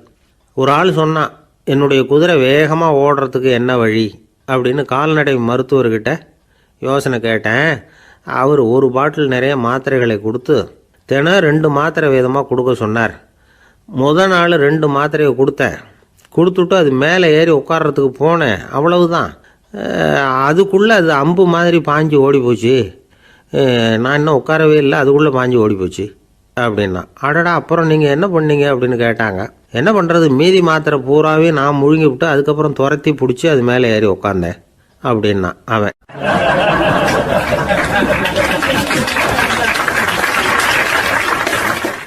ஒரு ஊரில் ஒரு மன்னர் இருந்தார். அந்த ஊரில் அடிக்கடி சேவல் சண்டை நடக்கிறது வழக்கம். அரண்மனையில் ஒரு ஆள் இருந்தான். மன்னருக்காக அவன் ஒரு சேவல் வாங்கிட்டு வந்தான். சண்டை போடுறதுக்காக அந்த சேவலை தயார் பண்ணிகிட்டு இருந்தான். கொஞ்ச நாள் ஆச்சு. மன்னர் அந்த ஆளை கூப்பிட்டார். என்னப்பா, சேவல் தயாராகிட்டுதா அப்படின்னு கேட்டார். இன்னும் அது தயாராகல மன்னா, இன்னும் வளரல, அதுக்கான தகுதி இன்னும் அதுக்கு வரல அப்படின்னா. எதனால் அப்படி சொல்கிறேன்னாரு. கோபம் ரொம்ப கடுமையாக இருக்குது அப்படின்னா. சரி அப்படின்னு விட்டுட்டார். மறுபடியும் கொஞ்ச நாள் ஆச்சு. இப்போ எப்படி நிலைமை, சேவல் தயாரா அப்படின்னார். இன்னும் இல்லை அரசே, மற்ற சேவல் எங்கேயாவது கூவுற சத்தம் கேட்டால் உடனே இது பரபரப்பாயிடுது. பக்கத்தில் ஒரு சேவலின் நிழலை கண்டா கூட இது பரபரப்பாயிடுது அப்படின்னா. சரி, இன்னும் கொஞ்ச நாள் ஆகட்டும்னு விட்டுட்டார். கொஞ்ச நாள் ஆச்சு. இப்போ மறுபடியும் விசாரித்தார். இன்னும் நம்ம சேவலுக்கு அந்த தகுதி வரலமன்னா, போராட்ட உணர்வு அதுக்கு இன்னும் இருந்துக்கிட்டு தான் இருக்குது. உள்ளே மெதுவாக தான் எரிய ஆரம்பிச்சிருக்குது போராட்ட உணர்வு. அப்படி இருக்கக்கூடாது, அது பற்றி எரிய வேண்டாமா அப்படின்னா. இன்னும் கொஞ்ச நாள் ஆச்சு. இப்போ எப்படின்னு கேட்டார். இப்போ அவன் சொன்னான், மன்னா கிட்டத்தட்ட அது போருக்கு தயாராகிட்டுது அப்படின்னு நினைக்கிறேன்னா. எதனால் அப்படி சொல்கிற அப்படின்னு கேட்டார். மற்ற சேவலின் குரலை கேட்டால் அது அசைகிறதே இல்லை, ஒரு பொம்மை மாதிரி ஆயிடுது. அதுக்கு உள்ள ஒரு நுட்பமான விழிப்புணர்வு வந்துட்டுது. அதனால் அது அமைதியாக இருக்குது, மௌனமாக இருக்குது. இனிமேல் அதுக்கு இணையான சேவலே கிடையாது. வெற்றி பெற அது போராட வேண்டிய அவசியமே இல்லை. அதை பார்த்த உடனே எதிரி சேவல்கள் பயந்துட்டு ஓடி போடும் அப்படின்னு சொன்னானாம். அந்த சேவலை வளர்த்தவர் சி சிங் சு அப்படின்னு பேர். இந்த சுசுகி சொன்ன கதையும் அது. ஞானிகள் என்ன சொல்கிறாங்க தெரியுமா? அந்த சேவலின் ரகசியத்தை நீயும் கற்றுக்கொள், நீ அப்படி ஆயிடு, சண்டை போடாமலே வெற்றிகள் பெறுகிற நுட்பத்தை புரிந்துகொள். இதுதான் ஞானிகள் உபதேசம். ஒரு குருக்கிட்ட ஒருத்தன் போயிருக்கிறான். எனக்கு சண்டை போட கற்றுக் கொடுங்கண்ணா. அதுக்கு என்ன செய்யணும்னார். என்ன உங்கள் மாணவனாக சேர்த்துங்கண்ணா. சரி, இப்போ உன்னுடைய பலம் என்னன்னு கேட்டிருக்கார். இப்போ நான் தனி ஆளாக இருந்து ஒரு 100 பேரை சமாளிப்பேன் நானா. சரி, அப்படின்னா என்னுடைய மாணவனாக உன்னை சேர்த்துக்கிறேன்ருக்கார். சேர்த்துக்கிட்டார். 6 மாதம் பயிற்சி கொடுத்தார். அதுக்கப்புறம் இவனை கூப்பிட்டு கேட்டார், இப்போ உன்னுடைய திறமை எவ்வளவுன்னு. இப்போ நான் தனி ஆளாக இருந்து ஒரு 50 பேரை சமாளிப்பேன் நானா. இன்னும் உனக்கு பயிற்சி தேவைன்னாராம். தொடர்ந்து சில நுட்பங்களை எல்லாம் சொல்லி கொடுத்துருக்கிறார். 1 வருஷம் ஆச்சு, எல்லாத்தையும் கற்றுக் கொடுத்துட்டார். அப்புறம் கூப்பிட்டு கேட்டார், இப்போ உன்னுடைய திறமை எப்படிப்பா, எதிரிகள் எத்தனை பேரை உன்னால் சமாளிக்க முடியும்னாராம். அவன் சொன்னான், ஐயா, எதிரிகளின் பலம் என்னங்கிறத புரிஞ்சிக்காம அதை நான் சொல்ல முடியாதுன்னு நானும். இனிமேல் உனக்கு பயிற்சி தேவையில்லை, போயிட்டு வான்னு அனுப்பி வச்சுட்டாரான். ஒரு உண்மையை நாம் புரிஞ்சுக்கணும். அதாவது அடிக்கிறதுக்கு நமக்கு துணிச்சல் தேவையில்லை, அடிக்காமல் இருக்கிறதுக்கு தான் துணிச்சல் தேவை. அடித்தா திருப்பி அடிக்கிறவன் மன உறுதி உள்ளவன் இல்லை, அடித்தா திருப்பி அடிக்காமல் இருக்கிறான் பாருங்க, அவன் தான் மன உறுதி உள்ளவன். ஒருத்தன் தலை தெறிக்க வேகமாக ஓடிக்கிட்டு இருந்தானா, எங்கடா ஓடுற அப்படின்னா, எதுக்க வந்தவன். ஒரு சண்டையை நிறுத்தத்தான் இப்படி ஓடுறேன் அப்படின்ட்டுருக்கான். யாருக்கும் சண்டை, எனக்கும் இன்னொரு ஆளுக்கும் சண்டை அப்படின்னு நானா அவன்.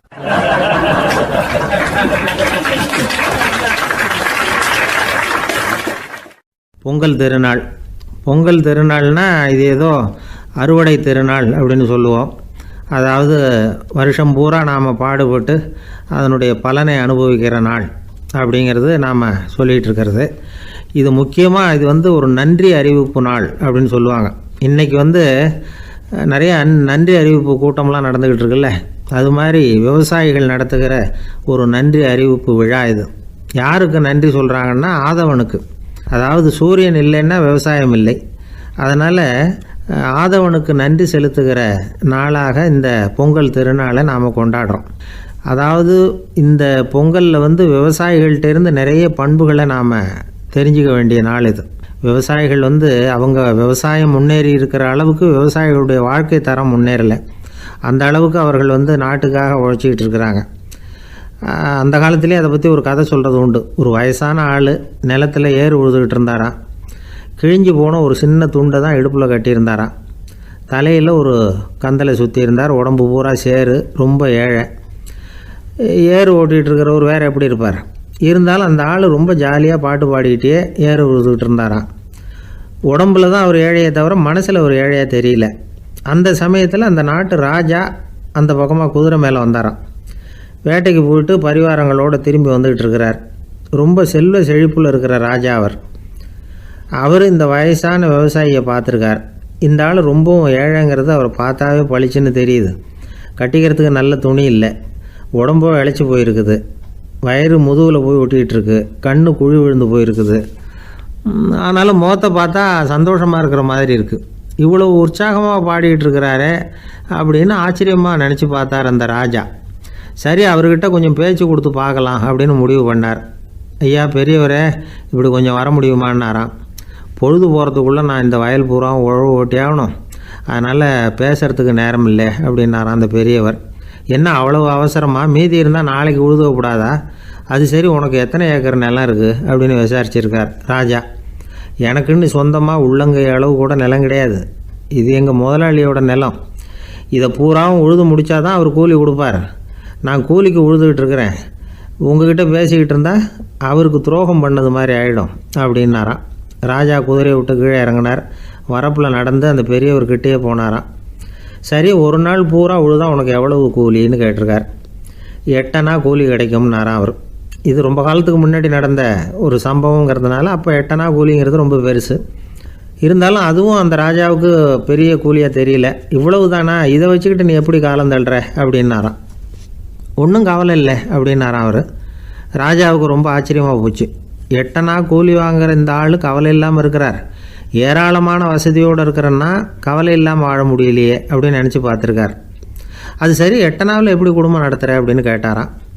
எனக்கு கிடைக்கிற 8 அணாவில் 2 அணா குடும்பத்துக்கு செலவழிக்கிறேன், 2 அணா பழைய கடனுக்கு கொடுக்குறேன், 2 அணா தர்மம் செய்கிறேன், 2 அணா வட்டிக்கு கொடுக்குறேன், ஒரு குறையும் இல்லைன்னாராம். ராஜாவுக்கு ஒன்றும் புரியல. எனக்கு ஒன்றும் புரியலையேன்னு இருக்கார். ஐயா, எனக்கும் என் மனைவிக்கும் 2 அணா செலவாகுது. வயசான அம்மா அப்பா இருக்கிறாங்க, சின்ன வயசில் என்னை காப்பாற்றினவங்க அவங்க. அந்த கடனுக்கு 2 அணா செலவாகுது, அது பழைய கடன். என் தங்கச்சி ஒருத்தி ஆதரவு இல்லாத நிலைமையில் தன்னுடைய மகனோட என் வீட்டில் இருக்கிறா. அவளுக்கும் அவள் மகனுக்கும் 2 அணா செலவு பண்ணுறேன், அது தர்மம். எனக்கு 2 பிள்ளைங்க இருக்கிறாங்க, அவங்களுக்கு 2 அணா செலவு பண்ணுறேன், அது வட்டிக்கு கொடுக்கறது மாதிரி. பிற்காலத்தில் அவங்க எங்களை காப்பாற்றுவாங்க. அந்த வகையில் நான் திருப்தியோடு வாழ்ந்துக்கிட்டு இருக்கிறேன் அப்படின்னாராம். ராஜாவுக்கு அர்த்தம் புரிய ஆரம்பிச்சுதான். அந்த பெரிய நிலத்தை விலை கொடுத்து வாங்கி அந்த பெரியவருக்கே தானமாக கொடுத்துட்டாராம். இப்போ உழுதவருக்கே நிலம் சொந்தமாயிட்டுது. அன்னையிலேருந்து அரசனுக்கும் ஆறுதல் கிடைச்சிதான். இப்படி ஒரு கதை சொல்லுவாங்க. 8 அணா வருமானத்தை வச்சுக்கிட்டு எப்படி காலத்தை தள்ளுறதுன்னு சொல்கிறதுக்காக இந்த கதையை சொல்கிறதாக யாரும் தப்பாக நினச்சிக்கக்கூடாது. கிடைக்கிறத எப்படி பங்கு போடுறார், எப்படி திருப்தியாக வாழறார் அப்படிங்கிறது தான் முக்கியம். அது மாதிரி இன்றைக்கு இந்த பொங்கல் திருநாளில் உழவர்கள் மனசு மகிழ்ச்சியாக இருந்ததுன்னா அது எல்லாரும் மகிழ்ச்சியாக இருக்கிறது மாதிரி அர்த்தம். அதனால் அவர்கள்ட்டேருந்து நாம் பாடம் கற்றுக்கணும். சில உழவர்கள் தங்கள் நிலத்தில் விளையிறத தாங்கள் சாப்பிட மாட்டாங்க, அடுத்தவங்கள்ட்ட விற்றுட்டு சந்தையில் போய் வேறு அரிசி வாங்கிட்டு தான் இவங்க சாப்பிடுவாங்க. அப்படிப்பட்ட விவசாயிகள்லாம் இது உண்டு. பங்கிடுகிற பண்பை உழவர்கள்ட்டேருந்து கற்றுக்கொள்ளுங்கள் அப்படிம்பாங்க. ஒரு ஆள் நிம்மதியாக மகிழ்ச்சியாக இருந்தானா, உங்கள் நிம்மதிக்கும் மகிழ்ச்சிக்கும் என்ன காரணம்னு கேட்டிருக்கார் இன்னொருத்தர். என்கிட்ட இருந்தது பூராவையும் என் பிள்ளைங்களுக்கு சமமாக பங்கு போட்டு கொடுத்துட்டேன், எனக்குன்னு எதுவுமே வச்சுக்கல, அதுதான் நிம்மதிக்கு காரணம்ன்றிருக்கான். உங்ககிட்ட இருந்தது எவ்வளவு இருந்தது அப்படின்னு கேட்டிருக்காரு அவர். மொத்தமாக ஒரு 50,000 ரூபா இருக்கும் அப்படின்னு இருக்கான். அவ்வளவும் பணமாகவே இருந்ததா அப்படின்னு கேட்டிருக்காங்க இவங்க. இல்லைங்க, அவ்வளவும் கடன், அதை தான் பிரித்து கொடுத்துருக்கேன் பிள்ளைங்க கிட்ட அப்படின்னு நானும் அவன்.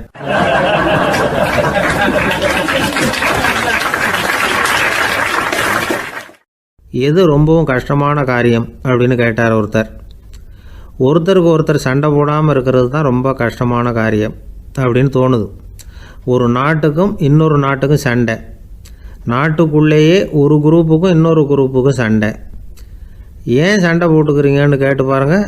நாங்கள் சமாதானத்துக்காக தான் சண்டை போட்டுக்கிறோம் அப்படிம்பாங்க. வாழறதுக்காக பிறந்த மனுஷன் லட்சியத்துக்காக உயிரை விட தயார் அப்படின்னு சொல்லிகிட்டு இருப்பான். அப்படி உயிரை விடுறவங்கள நாமளும் பாராட்டுவோம்.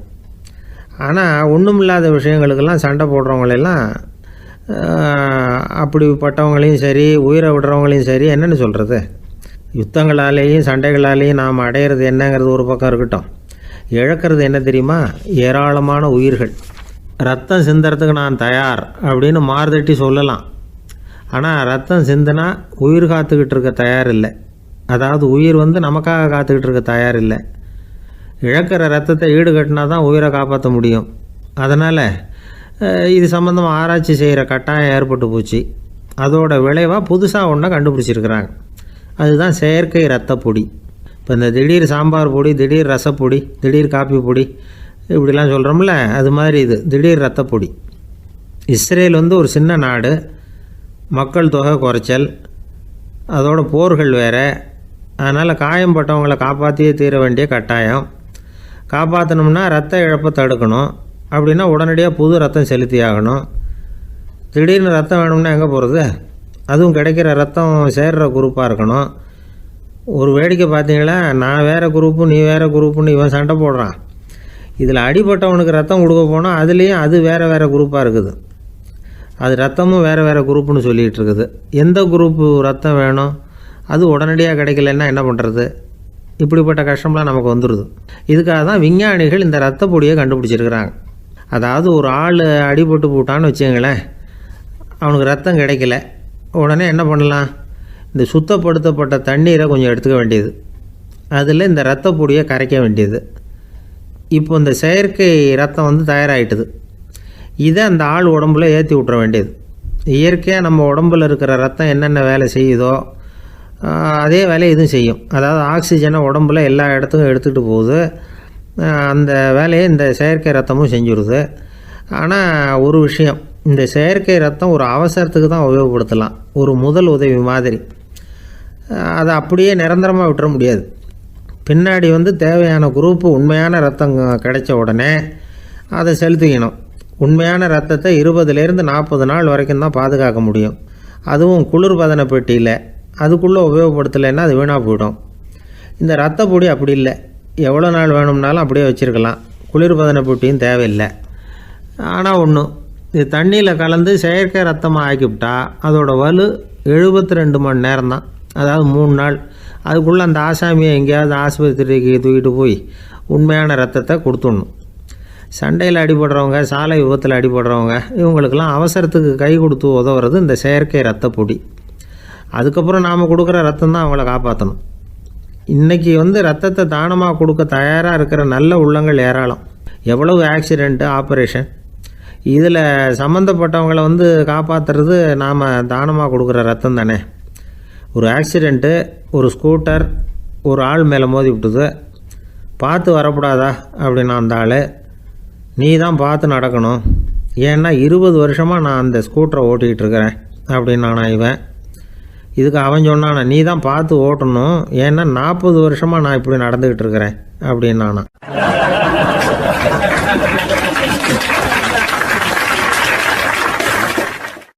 அந்த மரத்தின் உச்சியில் ஒரு பறவை கூடு, ஏதோ ஒரு பறவை கூடு கட்டியிருந்தது.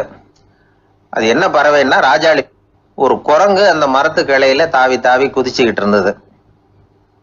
அப்போ இந்த கூட்டில் இருந்த முட்டை அது கண்ணில் போட்டுவிட்டுது. அதுக்கப்புறம் அது சும்மா இருக்குமா, விளையாட்டாக ஒரு முட்டையை எடுத்தது, மரத்தை விட்டு கீழே இறங்குச்சு. கீழே ஒரு குப்பை மேட்டில் ஒரு கோழி சில முட்டைகளை அது பாட்டுக்கு இட்டு வச்சிருந்தது.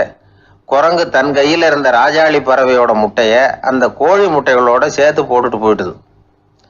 கோழி பார்த்தது, அதுக்கு ஒன்றும் வித்தியாசம் புரியல. தன்னுடைய முட்டைகளோட சேர்த்து அந்த ராஜாளி முட்டையையும் சேர்த்து அடைகாத்துது. கொஞ்ச நாளில் குஞ்சுகள்லாம் பொரிச்சுது, எல்லாம் முட்டையை விட்டு வெளியில் வந்தது. ராஜாளி பறவையோட குஞ்சு அந்த கோழி குஞ்சுகளோடவே சேர்ந்து வளர்ந்தது. மற்ற கோழி குஞ்சுகள் போலவே இதுவும் குப்பையை கிளறிச்சு புழு பூச்சிகளை சாப்பிட்டுது.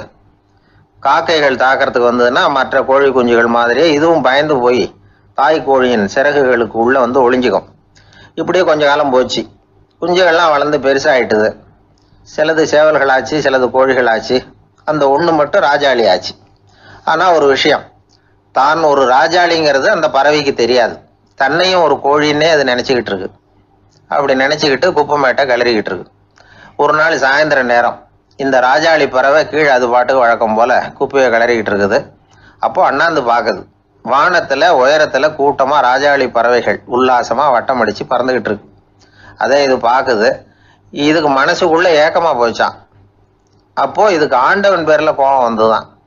ஆண்டவனுக்கு என் பேரில் ஏன் இந்த ஓர வஞ்சனை, என்னையும் ஒரு ராஜாளியாக படைச்சிருந்தா நானும் கூட இந்நேரம் ஆகாயத்தில் உல்லாசமாக பறந்துக்கிட்டு இருப்பேனே அப்படின்னு நினச்சி வருத்தப்பட்டு தான். இது வேடிக்கையாக இருக்குல்ல. ஒரு வகையில் பார்த்தா நாம் கூட இந்த ராஜாளி பறவை மாதிரி தான் வாழ்ந்துக்கிட்டு இருக்கோம் அப்படிங்கிறார் ஒரு உளவியல் நிபுணர். நம்மால் எவ்வளவு வேலை செய்ய முடியும் அப்படின்னு நாம் நினச்சிக்கிட்டு இருக்கிறோமோ அதை விட பல மடங்கு நம்மால் வேலை செய்ய முடியுமா, பல மடங்கு வேகமாகவும் வேலை செய்ய முடியும் அப்படிங்கிறார் அவர். நம்முடைய முழுமையான பலம் என்னங்கிறது நமக்கே தெரியறதில்ல, அதுதான் கஷ்டம். நம்முடைய பலம் தெரியாததுனால தான் நாம் எதுக்கு எடுத்தாலும் பயந்துக்கிட்டு இருக்கிறோம். ஒரு ஆள் இருந்தான், அவனுக்கு எப்படின்னா கோழியை கண்டா பயப்படுவான். ஏன் கோழியை கண்டா பயம்னா, அவனுக்கு மனசுக்குள்ள தான் ஒரு புழுன்னு நினைப்பு. தன்னை ஒரு புழுவாக நினைக்கும் பொழுது, புழுன்னா கோழி கொத்தும்ல, அதனால கோழியை கண்டு பயப்பட ஆரம்பிச்சிட்டான். இவன் நடுங்கிடுவான். எதிரில் கோழி வந்ததுன்னா உடம்பு பூரா நடுங்க ஆரம்பிச்சிடும். வீட்டில் இருக்கிறவங்க பார்த்தாங்க. இவனை அழைச்சிட்டு போய் ஒரு மனநோய் மருத்துவமனையில் சேர்த்துட்டாங்க. அங்கே உள்ள டாக்டர் இவருக்கு சிகிச்சையெல்லாம் கொடுத்தார். ஒரு வாரம் இவனை தங்க வச்சு வேண்டிய சிகிச்சையெல்லாம் கொடுத்து மன ரீதியாக அவனை மாற்றி, சரி இனிமேல் நீ வீட்டுக்கு போகலாம்னு சொல்லி அனுப்பி வச்சார். வீட்டுக்கு புறப்பட்டான். அப்போ சொன்னார், இதை பாருப்பா, நீ வீட்டுக்கு போகலாம், நேராக வீட்டுக்கு போ, நல்லா ஞாபகம் வச்சுக்கோ, இனிமே நீ ஒரு புழு கிடையாது, மனுஷன், தைரியமாக புறப்படு, போயிட்டு வா அப்படின்னு சொல்லி வழி அனுப்பி வச்சார். சரிங்க டாக்டர்னு சொல்லிவிட்டு இவன் புறப்பட்டு போனான். பாதி வழி போயிருப்பான். லேசாக நிமிர்ந்து பார்க்குறான், எதிரில் ஒரு கோழி வந்துக்கிட்டு இருக்கு. அது பாட்டுக்கு சாதாரணமாக நடந்து வந்துக்கிட்டு இருந்தது. அவ்வளவுதான், இவன் உடம்பு கிடுகிடுன்னு ஆட ஆரம்பிச்சுட்டுது. திரும்பி ஓடி வந்துட்டான். டாக்டர் கேட்டார், ஏன்ப்பா திரும்பி ஓடி வந்துட்டேன்னு. பாதி தூரம் போயிட்டேன் டாக்டர், எதிரில் ஒரு கோழி வந்துக்கிட்டு இருக்குது, அதான் பயமாக இருந்தது, வந்துட்டேன்னா. டாக்டருக்கு ஒரு மாதிரி ஆகிடுது. அவர் சொன்னார், இதை பாருப்பா, நான் தான் சொன்னேனே, நீ ஒரு புழு இல்லை, மனுஷன். இனிமேல் நீ புழு கிடையாது, நீ ஒரு மனுஷன். நீ ஒரு புழு இல்லைங்கிறது இன்னமும் உனக்கு புரியலையா அப்படின்னார் டாக்டர். நான் புழு இல்லைங்கிறது எனக்கு தெரிஞ்சுட்டுது டாக்டர், இது அந்த கோழிக்கு தெரியுமான்னு தெரியலையே அப்படின்னா. இவெல்லாம் எந்த காலத்தில் மாறுறது? அதனால் வாழ்க்கையில் வெற்றி பெறணும் அப்படின்னு நினைக்கிறவங்க யாராக இருந்தாலும் தன்னுடைய பலம் என்ன அப்படிங்கிறத முதல்ல புரிஞ்சுக்கணும். தன்னுடைய சக்தியை புரிஞ்சுக்கிட்டவன் வெற்றி பெறுவது நிச்சயம்.